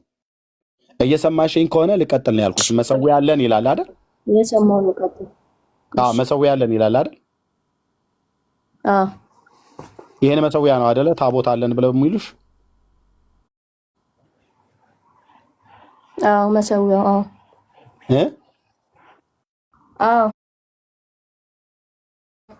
አዲስ ኪዳን። እሺ አዲስ ኪዳን ማለት ዕብራውያን ማለት ነው። አዲስ ኪዳን 13:10 ይሄንን መሰዊያ ነው አይደል? ታቦት ነው ብለው የሚሉሽ? አይ በአዲስ ኪዳን መሰዊያ ማለት ታቦት ነው። እሱም መሰዊያው ደግሞ የጌታን ስጋና እኮ ይሄንን መሰዊያ አይደለው ታቦት ነው ብለው የሚሉሽ? አዎ አልኩህ እኮ ወንድሜ። በቃ አለቀ። አዎ ነው። አዎ ቴንክ ዩ። ስለዚህ አሁን ይሄ ታቦት የሚባለው እናንተ በኦርቶዶክስ ቤተክርስቲያን ይዛችሁት የምትወጡት ታቦት ነው አይደል? እሱ ነው አይደል መሰዊያ ብለው የሚሉት? ቴንክ ዩ። ይሄን ለመረጃ አምጡ ብለን ስንል ዕብራውያን 13:10 ይሄን ያመጣሉ። ምን እንደሚል ግን ስሚው። እዚህ ጋር መሰዊያ አለን። ማን ይሄንን መልእክት የጻፈው ታስታውሻለሽ? ታውቂያለሽ? ነግረውሻል? ጳውሎስ ነው የጻፈው። ጳውሎስ ነው የጻፈው ተብሎ ይታመናል። ልክ ነሽ። እሺ ከእርሱም ሊበሉ ድንኳኒቱን የሚያገለግሉ መብት የላቸውም ይላል። ድንኳኒቱ የተባለችው ማን ናት? ድንኳኒቱ የተባለችው ቤተክርስቲያን ነች። ቤተክርስቲያን እንደዚህ ነው ብለን የነገሩሽ አይደል?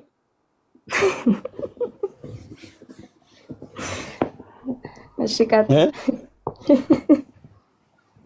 ለምን እንደምትስቂው? አይደለም አንተ እኮ ነው የምታስቀኝ። ድንኳኒቱ ብለው ያሉሽ ምኑን ነው ያልኩሽ? እኔ የምረዳው ሰው ነግሮኝ ሳይሆን እኔ የምረዳው ድንኳኒቱ ቤተክርስቲያን ነች ብዬ ነው ማምነው። የምረዳው ቤተክርስቲያን ነች ብለሽ ነው? ድንኳኒቱ ቤተክርስቲያን ነች ብሎ ያስተማረባል ነው ያለው ከአዲስ ኪዳን። እኔ ነገርኩህ እኮ እኔ መጽሐፉን ሳነበው የምረዳው እንደዛ ነው እንጂ ሰውን አይደለም እኔ እንትን የምለው።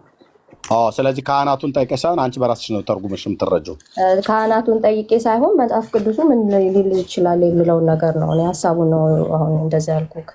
ስለዚህ መሰዊያ አለን ብሎ የሚለውንም አንቺ ነሽ የተረዳሽው ታቦት ብለሽ። መሰዊያ ያለውን እኔ አይደለሁም የተረዳሁት። ከቤተክርስቲያን ወንጌል ስማር የምንረዳው ነገር አለ፣ መጽሐፍን ሳነብ ደግሞ የምንረዳው ነገር አለ። ስለዚህ ይሄኛውን ከካህናቱ ተረዳሽ ታቦት ብሎ ይሄኛውን ድንኳን ማለት ግን ቤተክርስቲያን ብሎ የሚል አንቺ ተረዳሽው በራስሽ። እሺ ቀጥል። አይ ኖ ነገርኛ መሰዊያ ያለን ብሎ የሚለውን ታቦት ብለው ካህናቱ አስረዱሽ፣ መምህራኑ አስረዱሽ። ድንኳን ብሎ የሚለውን ቤተክርስቲያን ብሎ የሚለው አንቺ ተረዳሽው በካህናቱ ሳያስተምሩሽ። እንዲህ አይነት ነገር ነው የገጠመን የታያቸው ወገኖች። ለዚህ ህዝብ ነው ወንጌል አትስበኩ ተብሎ የሚባለው ማለት ነው። እሺ ግን ቃሉ የሚለውን ስሚ ናርዲ። እሺ እየሰማሁ መሰዊያ ያለን ብሎ ያለው ቅዱስ ጳውሎስ እናንተ ካህናቱ ታቦት ብለው የሚሉትን አይደለም፣ ፈጽሞ አይደለም። እሺ ያን ያልሆነበትን አሳየኝ። እሺ አሁን ዝም ብለሽ ሰሚ ከሆንሽ ሪከርድ እያደረግሽ ስሚ፣ በሌላ ቀን እንድትሰሚው ማለት ነው። ሰሚ ከሆንሽ ማለት ነው። እየሰማሁ ጥሩ ሰሚ ከሆንሽ ያ በቃ። ስለዚህ ይሄንን መሰዊያ ያለን ብሎ ሲል ቅዱስ ጳውሎስ የኦርቶዶክስን ታቦት እያሰበ አይደለም መሰዊያ ብሎ ያለው። የኦርቶዶክስ ታቦት የተባለው ሲጀምር ታቦት አይደለም። የታቦትም ስም ጥያቄ ልጠይቅህ እዚህ ጋር ወንድሜ ካልጨርስ እሺ ጨርስና እጠይቅሃለሁ። እሺ ሶሪ ሚዩት ላድርግሽ።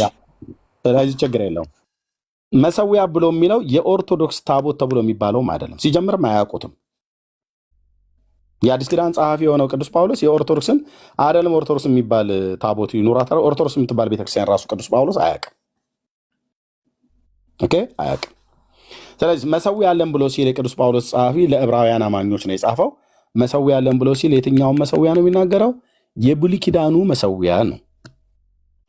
ይሄ መልእክት በተጻፈበት ጊዜ የአዲስ ኪዳኑ የብሉይ ኪዳኑ ሁለተኛው ቤተ መቅደስ ጌታ የነበረበት ሁለተኛው ቤተ መቅደስ አልፈረሰም ነበር።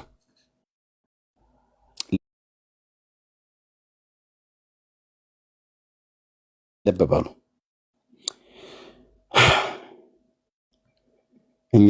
ታሪክ አውቃለሁ ብሎ የሚል ሰው ካለ ይምጣ። ተሳስተሃል ኤርሚያስ አንተ ቀጣፊ ብሎ ሊያወራ የሚችል ሰው አቅም ያለው ብሉይ ኪዳን ላይ አወራለሁ ብሎ የሚል ሰው ካለ ይምጣ። እንደ መስከረም ውሻ አረፋ ደፍቆ ይሄዳል። ህዝቡን እንዲያርገው አጣመው ማለት ነው። ስለዚህ ቅዱስ ጳውሎስ ይህንን የዕብራውያን መልእክት በጻፈበት ጊዜ የቅዱስ ጳውሎስ መልእክታት ሲጻፉ ቤተ መቅደሱና መሰዊያው እዚህ ጋር ያለው ገና አለ፣ አልፈረሰም። ቤተ መቅደሱ መቼ ነው የፈረሰው? በ70 ዓመተ ምህረት ነው። የጳውሎስ መልእክታት ደግሞ ዕብራውያንን ጨምሮ ከ50 እስከ 65 ዓመተ ምህረት ተጽፎ አለቀ ብለው የመጽሐፍ ቅዱስ የካቶሊክም የኦርቶዶክስም የእኛም የወንጌላውያን አማኞች በሙሉ እናምናለን።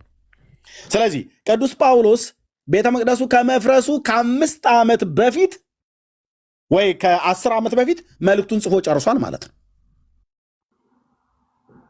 ስለዚህ መሰዊያ አለን ብሎ ሲል የትኛው መሰዊያ ነው? እዚህ መስጊዱ ያለበት ጋር ያኔ መቅደስ ነበረ። እዚሁ ጋር ቤተ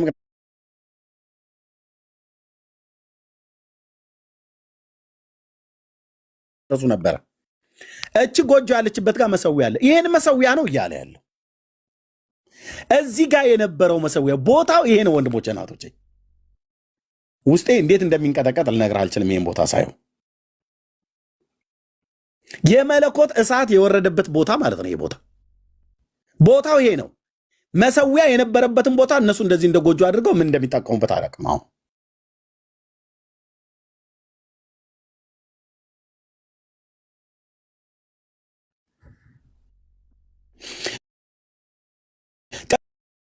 ያለን ብለዋል።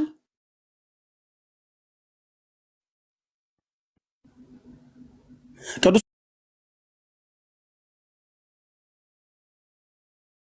ጳውሎስ ነው ያለው ሲጀምር መሰዊያ አለን ብሎ ያለው። መሰዊያ አለን አላችሁ አይደለም ያላቸው፣ ራሱ አይሁዳዊ ስለሆነ አለን ብሎ አለ።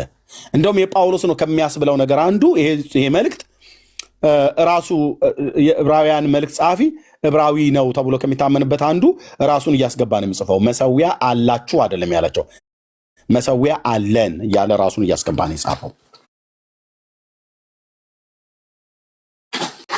እንዴ ጳውሎስ ይህን መልእክት ሲጽፍ ሲያንስበት ነው። ብሉይ ኪዳን እኮ አበጠርጥሮ እኮ የሚያቅሰው ነው። ስለዚህ መሰዊያ አለን ብሎ ያለው ታቦት ብለው የሚሉትን የእናንተን ጠረጴዛ አይደለም እህትዬ። ማነው ጠረጴዛ አልኩኝ? መክተፊያ ማለት አይደለም። በዚህ መሰዊያ ላይ የሚቀርቡ የእንስሶች ለኃጢአት ይቅርታ የሚታረዱ እንስሶች አሉ። ስጋቸው ከሰፈር ውጭ ይቃጠላል፣ ደማቸውን ግን ወደ ቅድስት ይዞት ይገባል። ኢየሱስም ስለ ኃጢአተኞች ስለ በደላችን ለኃጢአታችን ከበር ውጭ መከራን ተቀበለና ደሙንስ በገዛ ደሙ ህዝቡን እንዲቀድስ ይላል። ደሙን ወዴት ይዞት ገባ? የእግዚአብሔር ልጅ ስጋው ከሰፈር ውጭ እኮ ተቃጠለ አይደል? ከሰፈር ውጭ ከከተማ ከኢየሩሳሌም ከተማ ውጭ ተሰቀለ እኮ ማለት ነው።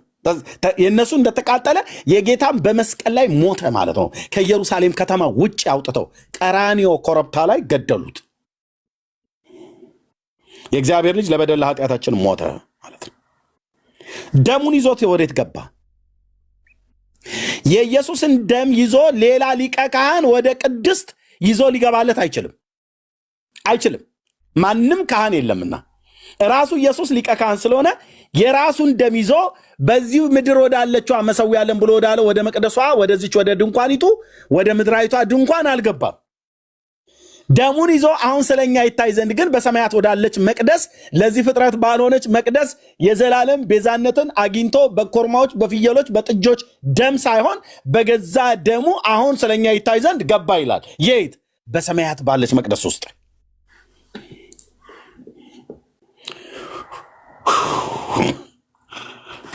ብሉይ ኪዳን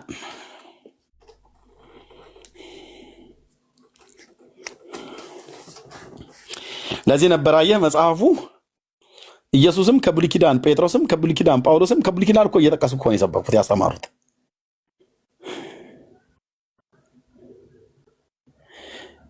የሰማይ አምላክ ቅዱስ እግዚአብሔር አይኖችን ከከፈተው ብሉይ ኪዳን ላይ ታብዳለህ አልኩ። በቃ በፍቅር ነደር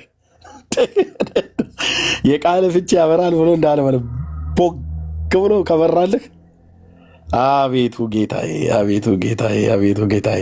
ስለዚህ የእናንተን የአንቺ አይነት ምስኪኖችን የዋሆችን እንደዚህ እያጣመሙ ሲጥሉ በጣም አዝናለሁ። ኦኬ፣ በጣም አዝናለሁ። ስለዚህ ጌታ እያለ ያለው ማነው? ቅዱስ ጳውሎስ እያለ ያለው መሰዊያ አለን ብሎ ያለው እህቴ የእናንተን ታቦት የምትሉትን አይደለም፣ በፍጹም አይደለም። መሰዊያ አለን ብሎ ያለው እዚሁ ብሉይ ኪዳን ላይ የነበረ አሁን ቦታው ላይ የሌለ እዚህ ቦታ ላይ መቅደሱ ነበር። ቤተ መቅደሱ እዚህ ጋር ነበረ። እዚች ጋር መሰዊያው ነበረች። ያትች ጎጆ የምትመስላ በሰለሞን ዘመነ መንግስት የነበረው መሰዊያ ነው። ኦኬ፣ በሰለሞን ዘመነ መንግስት የነበረው መሰዊያው ነው። ይኸው እቺ ማለት ናት። የሰለሞን ቤተ መቅደስ እንደዚህ ነበር የተሰራው። ይሄ ነው ዲዛይኑ። የሰለሞን ቤተ መቅደስ የድሮ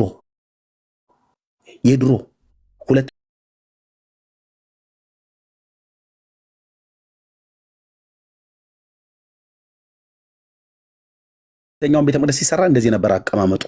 አንድ በር ነው ያለው። አንድ ጎልደን በር እዚህ ጋር አለ። በዚህ ጋር ስትገባ በግራ በኩል መቅረዝ አለ። እዚህ ጋር በቀኝ በኩል የህብስት ገበታ አለ። ፊት ለፊት ላይ ከሁለተኛው መጋረጃ እዚህ አካባቢ ላይ የዕጣን መሰዊያው አለ። እዚህ ጋር መጋረጃ አለ። ከዚህ ስታልፍ ታቦቱ እዚህ ጋር አለ። አለቀ። ሌላ የሴቶች በር የወንዶች በር እዚህ አለ የለም። አንድ በር ነው ያለው። ይሄ አንድ በር መኖር ብራዘር፣ ሰው ወደ እግዚአብሔር ለመድረስ ስንት በር ነው ያለው? አዲስ ኪዳን ላይ አንድ የቄሶች መግቢያ፣ የወንዶች መግቢያ፣ የሴቶች መግቢያ የሚባል የለም። እዚህ ጋር አንድ ነው ያለው። አንድ በር ቤተ መቅደሱ። ይሄም በአዲስ ኪዳን ላይ አንዱ በር ማን ነው? ኢየሱስ ነው። ስለዚህ ያ ቦታ ይኸው እዚች ቦታ ላይ ነው እስላሞቹ የሰሩት። ጳውሎስ ይህንን ቦታ ላይ ያለውን ነው መሰዊያ ያለን እያለ የነበረው። የዕብራውያን 13:10 ይህንን መሰዊያ ነው ቅዱስ ጳውሎስ አለን እያለ የሚናገረው። እዚህ መሰዊያ ላይ የሚታረድ ለኃጢአት ስርየት የሚታረደውን የእንስሶቹን ስጋቸው ከሰፈር ውጭ ይቃጠላል እንጂ አይበላም፣ ካህናቱ ለመብላት መብት የላቸውም ብሎ ያለው እሱን ነው። ሌሎች የሚታረዱ እኮ አሉ፣ ለደህንነት ለምናምን ነገር ብዙ የሚታረዱ እነሱም መብላት ይችላሉ። ለኃጢአት ስርየት ግን የታረደውን ግን መስጊድ ሰሩበት። ቦታው ላይ ቤተ መቅደሱ ላይ መስጊድ ሰሩበት። እዛ መሰዊያ ላይ እችን ጎጆ ሰሯት። ይል አሁን ያለው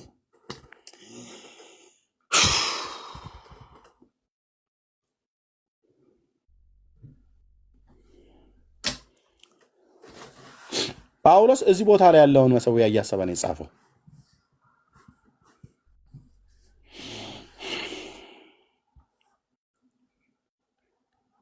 ኦርቶዶክስ መጣና የእኛን ጣውላ እያሰበ ነው የጻፈው ትላለች። አታፍሩም ወንድሞቼ እናቶች?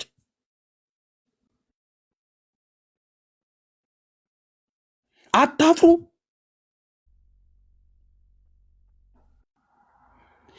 ምን ያህል መምህራኖቻችሁ እንደሚያስቷችሁ ወንድሞቼና እህቶቼ በብዙ ትዕግስት እኔና ወንድሞቼና እህቶቼ እዚህ እናወራችኋለን እንጂ ምን ያክል እንዳጣመሟችሁ እግዚአብሔር ነው የሚያውቀው፣ እኛም እናውቃለን።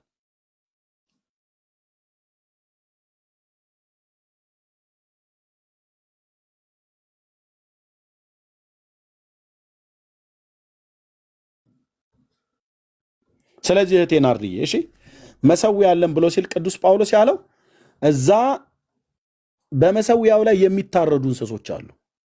አየሽው? የእንስሶቹን ደም ያቀርባል ይላል። ሊቀ ካህናት ስለ ኃጢአት ወደ ቅድስት የእንስሶቹን ደም ያቀርባል ማለት ወደ ቤተ መቅደሱ ወደ ውስጠኛው ይዞት ይገባል ደሙን።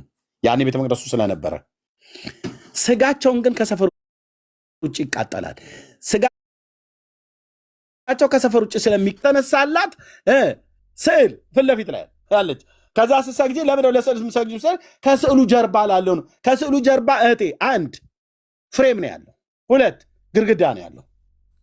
ይሄው ነው ለስዕልና ለግድግዳውና ለፍሬሙ ነው የምሰግዱት። ከስዕሉ ጀርባ ላለው ነው የምንሰግደው ይላሉ። ከስዕል ጀርባ ማን ነው ያለው? ሰይጣን።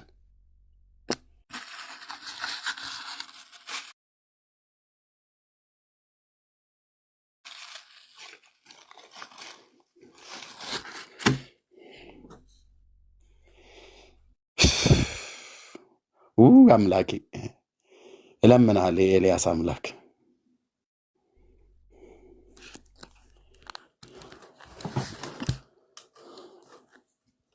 አውሬው ተጠቅልሎ የተኛበትን አለቃ ነኝ ብሎ ያለውን እንደ ጎልያድ የተገዳደረውን የተኛበትን አሳየኝ በመንፈስህ።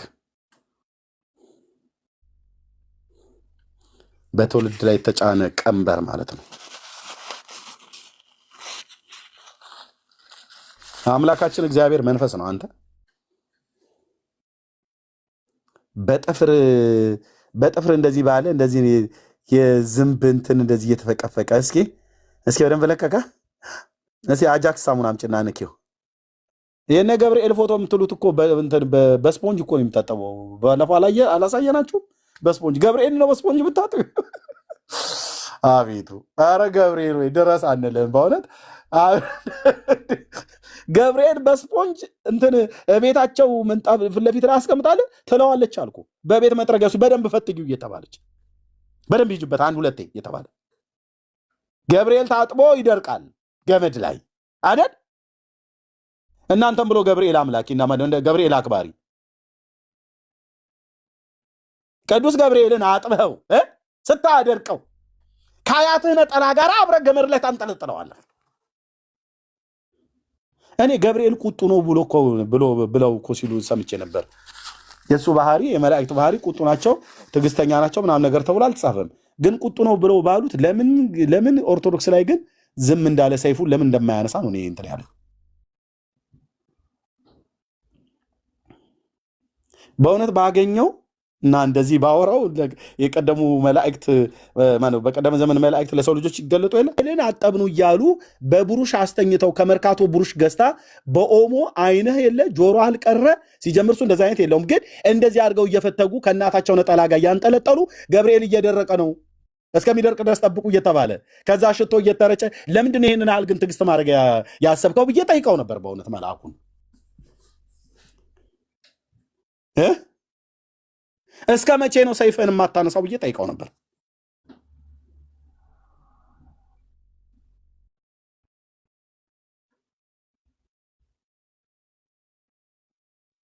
እችን ቆንዳላ ልጃገረድ ሁሉ ቀንጥሶ ጎመን አድርጎ ያስቀርልኛል ማለት ነው። በዛው በቤቷ እዛው በመታጥብበት አንቺ እኔ ነኝ መቀለጃሽ ብሎ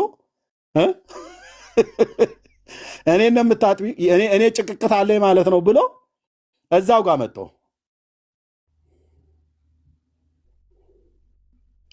ነፋስ የመታው ዘንጋዳ ይመስል ተረፍርፈት አድራለ። በሚቀጥለው ጊዜ ጡላል ቄሶቹ ከበራቸውን ይዘው እምድኅረ ሞት ሁለሰብ አልቦቱ ንስሐ ብለው በማግስቱ ፍታት ይመጣሉ። እኔ አልመጣም። እኔ መድኃኒዓለም ፈቶኝ ሄጃለሁ። ድሮ ቢሆን እኔ ነበርኩ የምገኘው አንዱ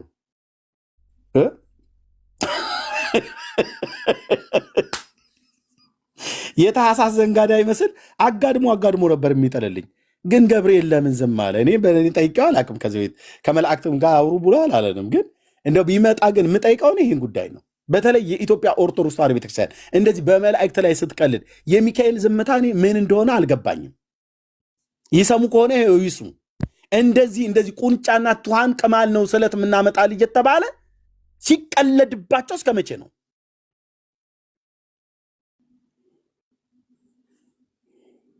ደግሞ ጴንጤ መላእክት አያከብሩም ይላሉ። ይመጡና ተፋታኝ ስልህ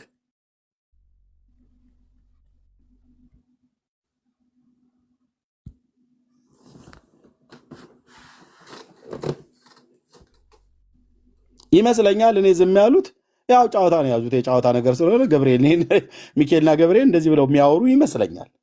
አይ ዝም ብለው ገብርኤል ሚካኤል ነው ብለው ይላሉ። እነሱ ዝም ብለው ያው አዳም አይደል? አዳም እንደምታውቀው ነው።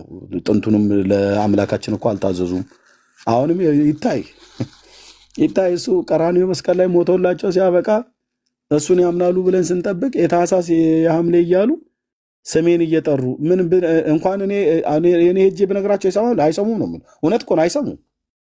አሁን መልአክ በሰው አምሳል ተገልጠው ልክ ዘካርያስ ቤት ማርያም ቤት እንደመጡ ለኦርቶዶክሳውያን ተገልጠ አሁን የታህሳስ እዛ ቁልቢ ተብሎ የሚያባልበት ሲሄዱ ከነቢራው ከነሴቱ ጭኖ ሲሄድ አይ እኔ ገብርኤል ነኝ ብሎ ቢለው አንድ ሰውዬ ኦርቶዶክሳውያን ያምናሉ ወይ? ነጠላውን አደግድጎ አሁን መካከላቸው እዛ በሚያሸበሽቡ በሚሯሯጡ መካከል እኔ እኮ ገብርኤል አንድ አፍታ መልእክቱን ስሙኝ እባካችሁ እኔ ነኝ ብሎ ለማርያም እንደነገራት ለዳንኤል እንደነገረው ለዘካርያስ እንደነገረው በሰውኛ አምሳል አደል የተገለጠ እዛ ቁልቢ ቢመጣ ይሰሙታል ወይ ነው ብዬ የምልህ። እባክህ ብዙ ባታስቸግረን፣ እኛ ክብረ በዓል ላይ ነው ያለ ነው፣ የዓመቱን ያለ ነው። እዚህ ጋር ሁለት ያለ አበው የሐረር ቢራ ጠጣ ከሆነ እንስተ ወይ ደግሞ ካልሆነ እዚህ ካወዳ ያስመጣኑ ጥሩ ዞርባ ጫት አለ እሱን ወይ በለጮ ወይ ገለምሶ እሱን የምትቀመቅም ከሆነ እንሰጣለን ብለው የሚሸኙት አይመስልም? እውነቴን ብየምልህ መልአክ በሰው አምሳል ነው የሚገለጡት። አሁን ገብርኤል ራሱ እዛ ቁልቢ ቢመጣ በሰው አምሳል ዘካርያስ ቤት እንደመጣ ማርያም ቤት እንደመጣው እንደዛ ቢመጣ ኦርቶዶክሳውያን ይሰሙታሉ። ቀጥቀጣው ነው የሚያባሩት። ይሄ መናፍቅ ተሐድሶ ሳይሆን አይቀርም ብለው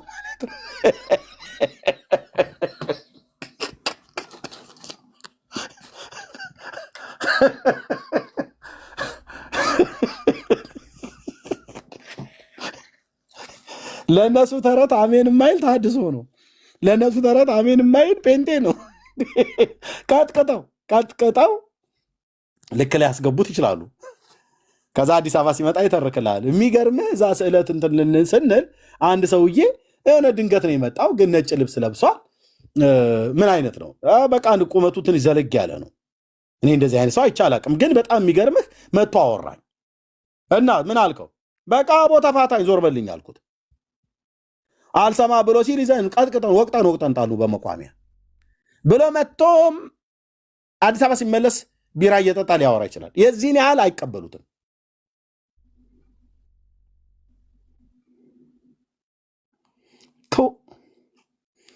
ቅማል ለገብርኤል አላ ነው። በእውነት እኮ ነው የምልህ ለገብርኤል ቅማል ስለታቀረብንለት ይላሉ። እነኚህ ሰዎች የገብርኤል ወዳጅ ነን ብለው ሲሉ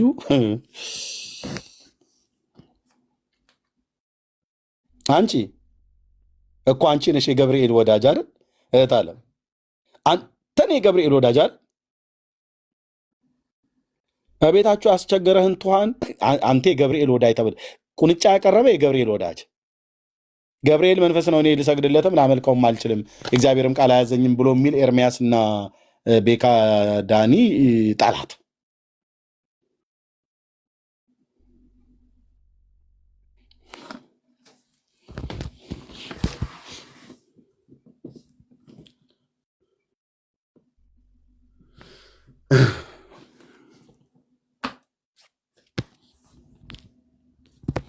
ጌታ ይሻላችኋል። እህቴ ናርዲ እየሰማሽ ነው? ጌታ ይሻልሻል እህቴ። ኢየሱስ ይሻላችኋል። ኢየሱስ ይሻለናል። የአባቶቻችን አምላክ ከድንግል የተወለደው የዓለም መድኃኒት እሱ ለእኔ በደልና ኃጢአት፣ ለአንቺ በደልና ኃጢአት ቀራንዮ ኮረብታ ላይ ሞቷል። ይቅርታ፣ ቀራንዮ ኮረብታ ላይ ሞቷል። ጉንፋን በጣም ይዞኛል። ከ1 ሳምንት በላይ ሆኗል። በጣም የግድ ነው የምገባው። ቀራንዮ ኮረብታ ላይ ሞቷል። በሞቱም ሞታችንን ሽሮልናል። ሕይወት ሊሆንልን ሊበዛልን ከሰማያት የመጣው የእግዚአብሔርን ልጅ የተቀበለ የዳዊትን ልጅ የተቀበለ ለዘላለም ነው የሚያርፈው። እንደማ እንደኔ እዚህ እንዳሉ ወንድሞቼና እህቶቼ ማለት ነው። ለዘላለም በስሙ በማመን ንስሐና የኃጢአት ይቅርታን እንድናገኝ ከኢየሩሳሌም ጀምሮ በቅዱሳት ሐዋርያት የተሰበከልን የእግዚአብሔር ልጅ የዳዊት ልጅ ኢየሱስ ክርስቶስ እንጂ ሌሎች አይደሉም። ሌሎች ናቸው። አይረቧችሁም፣ አይጠቅሟችሁም። ወንድሞች እናቶች አያድኗችሁም። ማዳን የበጉ ነው። ማዳን የእግዚአብሔር ነው።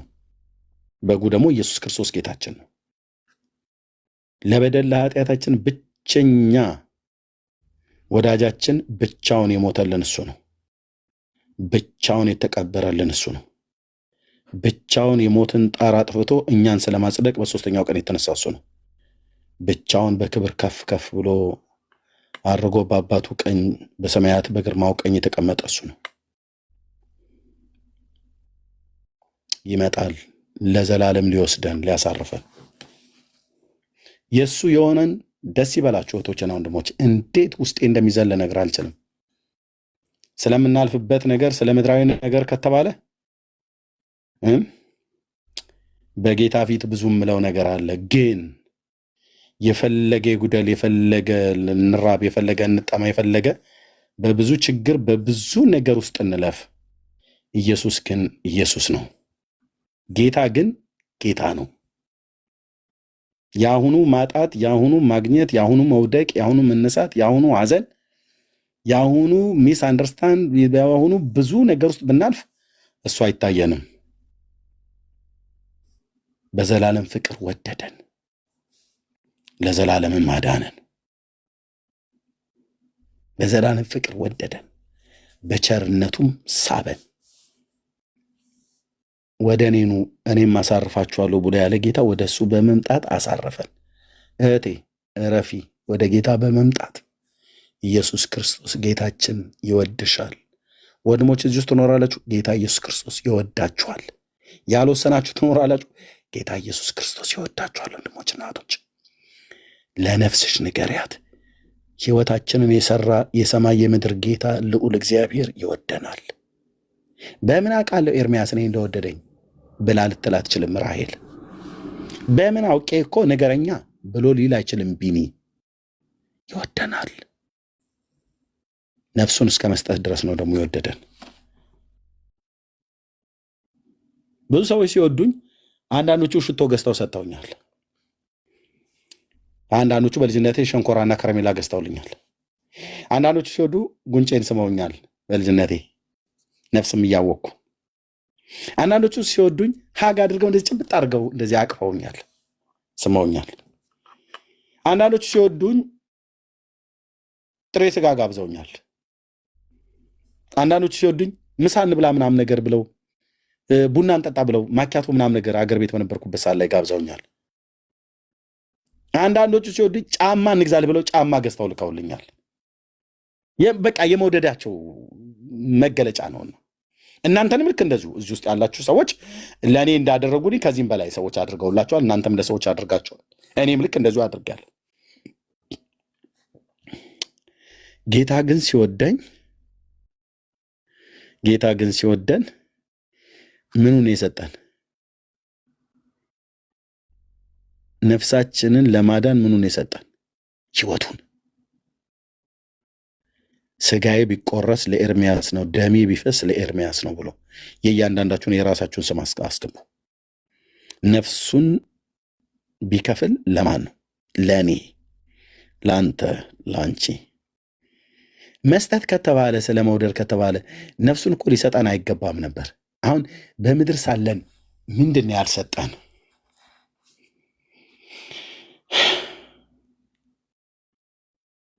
ምንድን ያልሰጠን?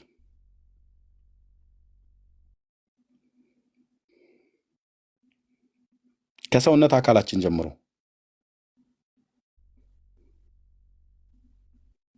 ከምንቆናጠጥበት ጣቶቻችን ጀምሮ ከምንደባደብበት እጆቻችን፣ ከምንራመድበት እግሮቻችን፣ ከምናይበት አይኖቻችን ጀምሮ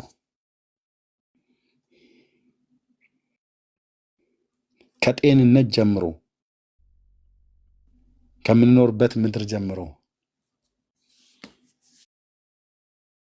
የምንተነፍሰው አየር፣ የምንሞቀው ፀሐይ፣ የሚዘንብልን ዝናብ፣ የምንታጠብበት ሻወር ውሃ ጠጥተን እርክት ስንል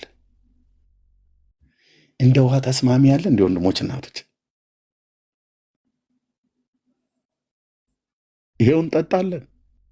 ያለማቋረጥ እኮ ነው የምንጠጣው። ያለማቋረጥ ነው የምንበላው። እያንዳንዱን ማን ነው ክሬት ያደረገው? አይበቃም እንዴ?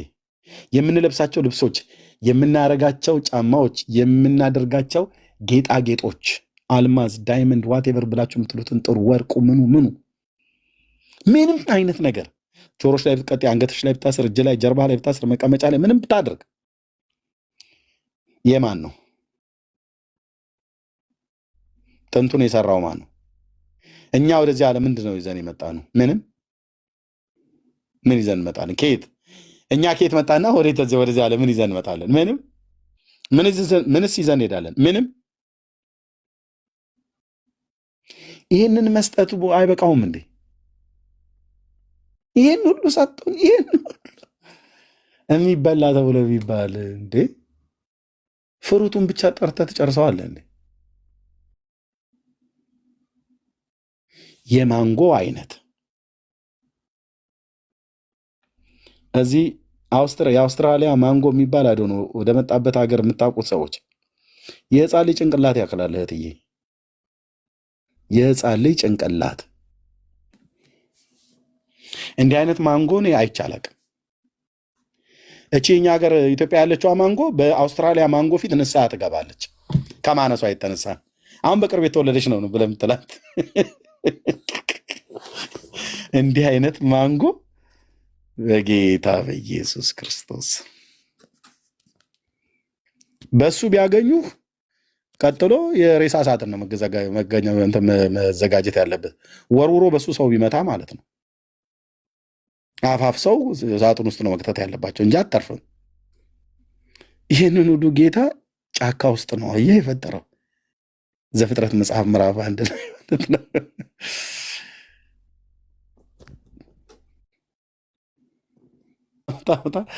ይሄኛው ምድብ ችለት ምንድነው? አሁን ቼሪ የሚባለውን የዚህ ሀገር ነው የበላሁትኝ። ፕሪስመን የሚባል ታውቁታላችሁ? ፕሪስመን የሚባል እዚህ ሀገር ነው የበላሁትኝ። ኪዊ ፍሩት የሚባል እዚህ ሀገር ነው የበላሁትኝ።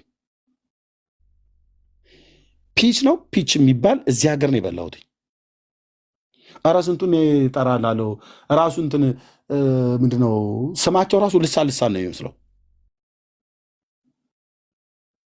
ገና እኮ በልቼ ቀምሼ አልጨረስኩትም። ይህንን ሁሉ መስጠቱ እየደነቀን አቤት ጌታ ይህን ሁሉ ሰጥቶን እንዴ! ይህን ሁሉ ሰጣችሁ አይበቃችሁም ብሎ ቢለን እውነት እኮ ነው። በቃ ዝም ብለህ እየበላ በኃጢአት እዚሁ ዝም ብለህ እየተጨናበስክ ኑር ብሎ እስከ ወዲያኛው ቢተወን ምን ይውጠን ነበር?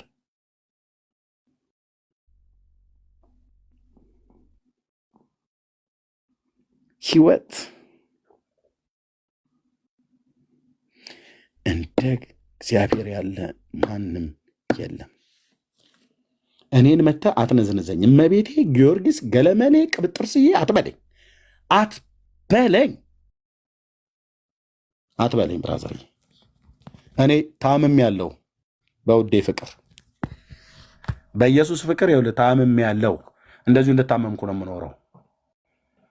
ቆንጅዬ ህመም ማለት ነው። አየህ መተህ አትንገረኝ አልኩ። እንትና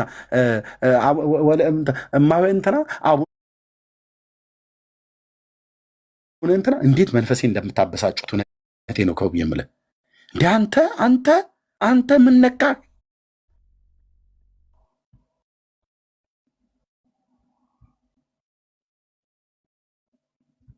የማይጠራ ሙትቻ ትጠራልኛለህ እንዴ?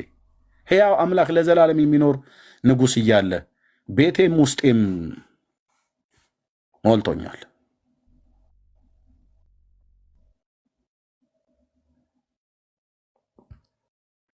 ብቻ ኢየሱስ ቤቴ ካለ ሙሉ ነው ይበቃኛል፣ ሙሉ ነው ይበቃኛል፣ ሙሉ ነው ይበቃኛል።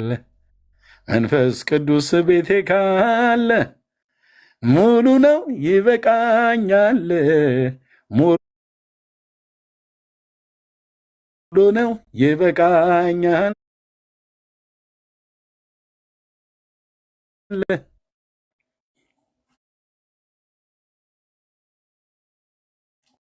ሌላ አልፈልግም።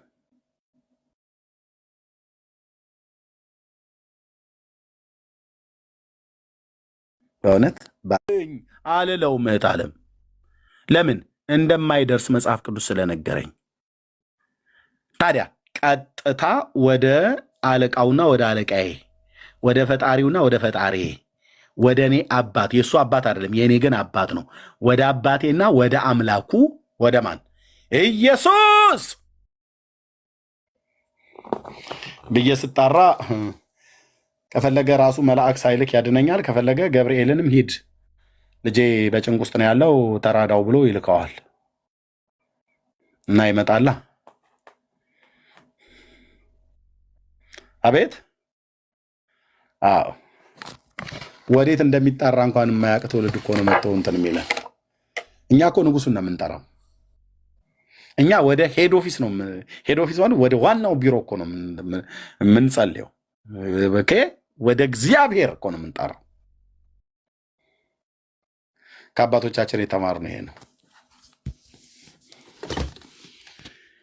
ቢያድነንም ባያድነንም አንተ ላቆምከው ለወርቁ ምስል አንሰግድም ብለው ዳንኤልም ቤቱን ዘግቶ ወደ ቅዱስ ገብርኤል ለመነ ይላል አይልም? ወደ እግዚአብሔር 3 ጊዜ በሩን ከፍቶ ይጸልይ ነበረ።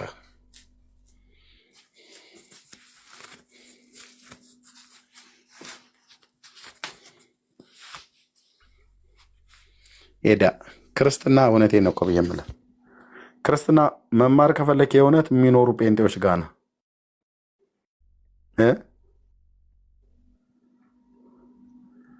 የእውነት የሚኖሩ ጴንጤዎች ጋር ናና አይ ጌታ ይወደናል፣ ጌታ ይወዳችኋል። የተሰጣችሁን ህይወት አጥብቃችሁ ያዙ። የተሰጠን ህይወት አጥብቀን እንያዝ። ጌታን የማታውቁ ሰዎች ወደ ጌታ እንድትመጡ በጌታ ፍቅር እንለምናችኋለን። እኛን ያሳረፈ ኢየሱስ ለዘላለም ያሳርፍሻል እህቴ። እኛን ያሳረፈ ኢየሱስ ለዘላለም ያሳርፋል። እኔንም አንተንም ዓለሙን ሁሉ የወደደ አንድ ብቸኛ ወዳጅ አለ። የትኛውንም ጻድቅ የትኛውንም ሰማዕታት ብለህ የምትል ሞተው የቀሩ ዛሬ ከመቃብር በታች አሉ። አንዳቸውንም ብጠራቸው ለነፍስህም ለስጋህም ምንም አይፈይዱልህም። ምንም አይጠቅሙሽም እህትዬ። ጌታ ግን ጌታ ነው። ይህን ጌታ ህይወታችሁ አዳኝና ጌታ አድርጋችሁ ለመቀበል የምትፈልጉ ሰዎች ካላችሁ በውስጥ መስመር እዚህ ላለን ወንድሞችና እህቶች 77 ቁጥር ጻፉልን። በውስጥ መስመር እኔ ጌታን መቀበል ፈልጋለሁ፣ ኤርሚ ጸልዩልኝ፣ ዳንዬ ጸልዩልኝ ብላችሁ ካላችሁ በውስጥ መስመር 77 ቁጥር ጻፉልን፣ እናገኛችኋለን። ይኸውልሽ እህቴ በጣም ታላሎች ናችሁ ወንድሞችና እህቶች። ስራ ፈተን ስራ አተን የምንናገረው አተን ስራ አተን እዚህ ነጋ ጠባ ስታገኙን በቃ ምንም አጀንዳ ዓላማ የሌለን ሰዎች እንመስላችኋለን። ልጆቼና ሚስቴ ሲተኙ እኔ አሁን እዚህ ቀርቼ ነው የማወራችሁ። እነሱ ከ2 ሰዓት በፊት ተኝተዋል። እኔ ለምን ቀረሁ? ምንድነው የምጠቀመው? እዚህ ምንድነው የማደርገው? አሁን ቅድም ከእቴ ጋር ማውራት ምንድነው የማተርፈው? እህቴን ለጌታ ገንዘብ እንድትሆና እሷና መሰሎቿን በእውነት ሳይሆን በውሸት አስራዋቸው የያዟቸው ቅን ሰዎች የእግዚአብሔርን ቃል እንዴት እንዳጣመሙባቸው ያሳዝኗችኋል። ወንድሞችና እህቶቼ ለጌታ ቃል ለመምጣት የተዘጋጀች እንድትሆን ጌታን ተቀበላ ቅኖችና ለነውር ሆና የጌታን መገለጥ እንድትጠብቅ ከዘላለም ጥፋት እንድትድን ከሲኦል ከእሳት ባህር እንድትድን አንተ በጌታ ያላመናችሁ ሰዎች እናንተ እንድትድኑ ነው እዚህ ቁጭ ያልነው። እኔም ወንድሞቼም እህቶቼም እንጂ ሌላ ምን አጀንዳ አለኝ? ወንድሜ ምን አጀንዳ አለኝ? ቆንጅዬ ሚስት አለችኝ፣ አቅፌ መተኛት ትችላለሁ። ሌሊት ነው እኔ ጋር ከልጆቼ ጋር መተኛት ትችላለሁ። እዚህ ያሉ ወንድሞች እናቶች ስራ አላቸው፣ ቤተሰብ አላቸው። ብዙዎቹ ቤተሰብ ባይመሰርቱ ቤተሰብ የመሰርቱም አሉ። ቤተሰብ ያልመሰርቱ ስራ አላቸው። ስራም ባይኖራቸው ክቡራን ናቸው። ምን ያደርጋል እዚህ ቢኒያም? ምን ታደርጋለች ራሔል? እዚህ ምን ያደርጋል ዳኒ? ምን ታደርጋለች ውቤ? እዚህ አሁን ምንም አንጠቀም፣ ምንም ነገር ለማይጠቅም ቢሆን ምን እናደርጋለን? ኦ ብራዘር፣ እኛ የጠቀመንን ጌታ እናውቃለን። የሚጠቅመውም ይጠቅማችኋል እያልን እናገራለን። ጌታ ኢየሱስ ለህይወታችን የጠቀመን ህይወታችንን የፈጠረ የሰራ ጌታ ከዘላለም ፍርድ ከዘላለም ሞት ያዳነን ኢየሱስ ያድናል እንላችኋለን። የወደደን ኢየሱስ ይወዳችኋል። ያሳረፈን ኢየሱስ ያሳርፋችኋል። በጸጋ ያዳነን ጌታ ያድናችኋል። ወደ እሱን ቅረቡ፣ ወደ እሱ ቅረቡ፣ ያበራላችኋል። ወደ እሱ ተጠጉ፣ ከዘላለም ፍርድ ትድናላችሁ እያልን ይህን ጥሪ እናቀርባለን። ጸጋና ሰላም ይብዛላችሁ። ተባረኩ። ዳንዬ ወንድምነት ካለ አንተ ቤት የምትከፍት ከሆነ ንገረኝና ወደ አንተ እንመጣለን። እኔ እዚህ ላይ ያበቃለሁ። ጌታ ለመቀበል የምትፈልጉ ሰዎች ካላችሁ በውስጥ መስመር አገኙ። ብዙዎች በውስጥ መስመር ስለሚጽፉልን። ከዛ ባለፈ ደህንነት ትምህርት ለመማር የምትፈልጉ ቅድም የነበርሽው እህቴ ከአሜሪካ ስልክሽን አስቀምጪልኝ። ዳንዬና ፓስተር ታሬ የሚያስተምሩት አለ። መሰረታዊ የክርስትና ትምህርት ደህንነት ያልተማራችሁ ጌታን ተቀብላችሁ ደህንነት ያልተማራችሁ ወይ እኔን ወይ ዳንዬን ወይ ፓስተር ታሬን አግኙ። አንድ ግሩፕ አለ፣ እዛ ውስጥ አድ እናደርጋችኋለን። መሰረታዊ ክርስትና ትምህርት ትማራላችሁ። መሰረታዊ ክርስትና ትምህርት ያልተማራችሁ ማለት ነው። የውሃ ጥምቀት ያልተጠመቃችሁ ባላችሁበት ሀገር በጤናማ ቸርች እናገናኛችሁና ያን እናረጋለን። ጸጋ ይብዛላችሁ። ተባረኩ። እሺ፣ ቅድስና ለእግዚአብሔር አንድ ቁጥር ጽፈሻል ወይ? ጽፋለሁ። ሰላም ሰላም፣ ኤርሚዬ ሁላችሁም ቅዱሳን ይትባረክ ነኝ። ይትባረክ ከእስራኤል። እንዴት ነው? እንዴት ነው ወንድማችን? እንዴት ነው? እንዴት ነው ወንድማችን? ሁሉ ሰላም፣ እግዚአብሔር የተመሰገነ ይሁን። አይ ናዝሬት ስላለሁኝ የሆነ ቦታ ላሳያችሁ ስለፈለግኩ ነው። ይቅርታ። ናዝሬት የጌታ መንደር፣ የጌታ መንደር። እሺ፣ ትልቁ ላይ አድርጌሃለሁ። እሺ፣ እሺ። የእነሱ ቤተሰብ ማነው? ቤታቸው የነበረበት አካባቢ ላይ ነህ? የማርያምና የዮሴፍ ጌታ ያደገበቱ ቤት። አዎ። እሱ ጋር ከሆንክ አሳየን ቤቱ። ልብ በሉ፣ ገብርኤል መጥቶ ያበሰረበት ቤት፣ ዮሴፍም እዛው ስላደገ ማንዙ ስለነበረ ማለት ነው። እሺ፣ ቴንኪው። ቀጥል። ካሜራውን ከፈተዊት ብዬ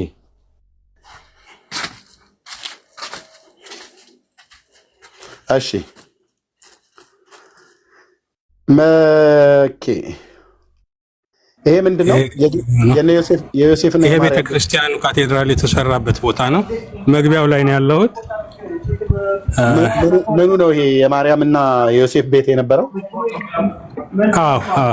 ኦኬ፣ የእሱ ያደገበት ቦታ ማለት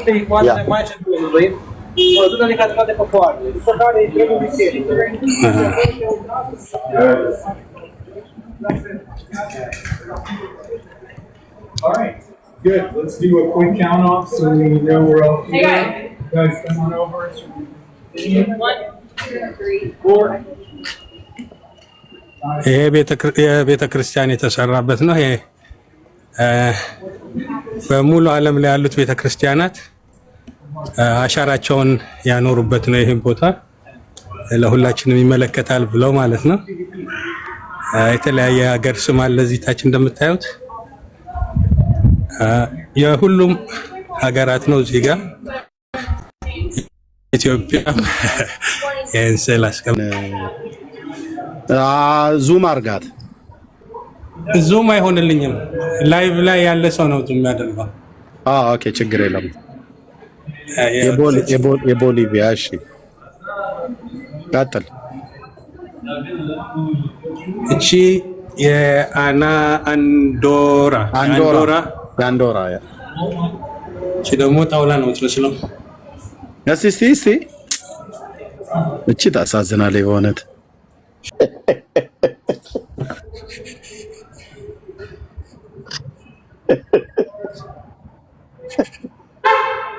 አያለ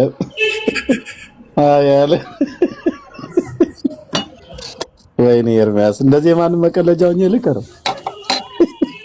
ኧረ ቆይ የቻይናዋን ያጣይ፣ ቆይ የቻይናዋን ያጥ ፕሊስ፣ በመድኃኒዓለም በጣም ቅድም እየጠየቅኩ እኮ ነበረ። እስቲ ልጅየውን አቅርበው። ኛው ነው ማለት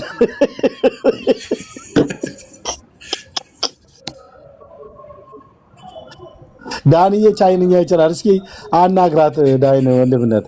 ማይክን ክፈት። ዝም ብለህማ መቀመጥ የለብህም።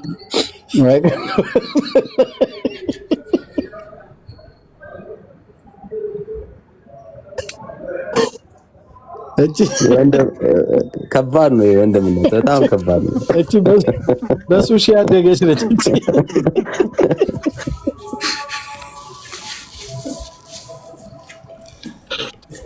ሪፐብሊክ ሳልቫዶር ኤል ሳልቫዶር ላቲን ማንሳት አለብን። በደንብ ማንሳት። አቤት እንትን ምረታብ የማርያም የተቀበረችበት ነው ብሎ ሲያለቃቅስ የነበረበት ቦታ እሱም ማሳየት ቢችል እዛው ከሆነ ማለት ነው። ሪከርድ ቢያደርግ እሱ እዚህ ቄድሮን ሸለቆ ጋር ነው፣ ኢየሩሳሌም ነው አሁን ያለው። ይሄ ገሊላ ነው ላይ ሰሜኑ ክፍል ላይ ነው አሁን ያለው። እሱን ወደ ኢየሩሳሌም ሲመለስ በምስራቁ በኩል በዛ በቄድሮን ሸለቆ ውስጥ ነው ያለው። የጊዮን የሚባለው ምንጭ የነበረበት ማለት ነው። እዛ ጋር ነው የነበረው። እሱ ታዲያ የእውነት የማርያም መቃብር ነው ይርሚ? በተለምዶ ነው ይባላል።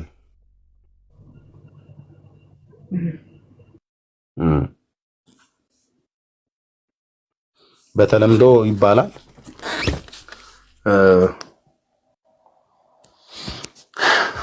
ግን እዛ ቦታ ላይ ነው።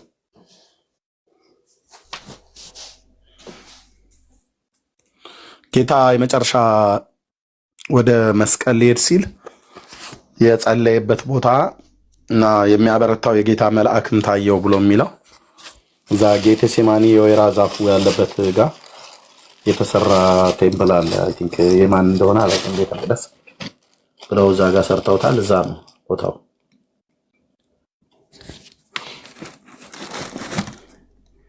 ምረታም ምን ዝም ብሎ ነው በየሄደበት እየተኛ እኮ የእመቤቴን ቦታ ሳይው አላስቻለኝም አላለም። እሷ የተቀበረችበትን ቦታ ሳየው አልቻልኩም አለ። ውስጥ አልቻልም አለ። የኢየሱስ ጋር ሲሆን ተገርሟለሁ። ይሄን አልኮ ነው ለጌታ ያላቸው ክብር ማነው ንቀት። የእመቤቴ ጋር ስደርስ ልቤ ተናወጠ አለኝ።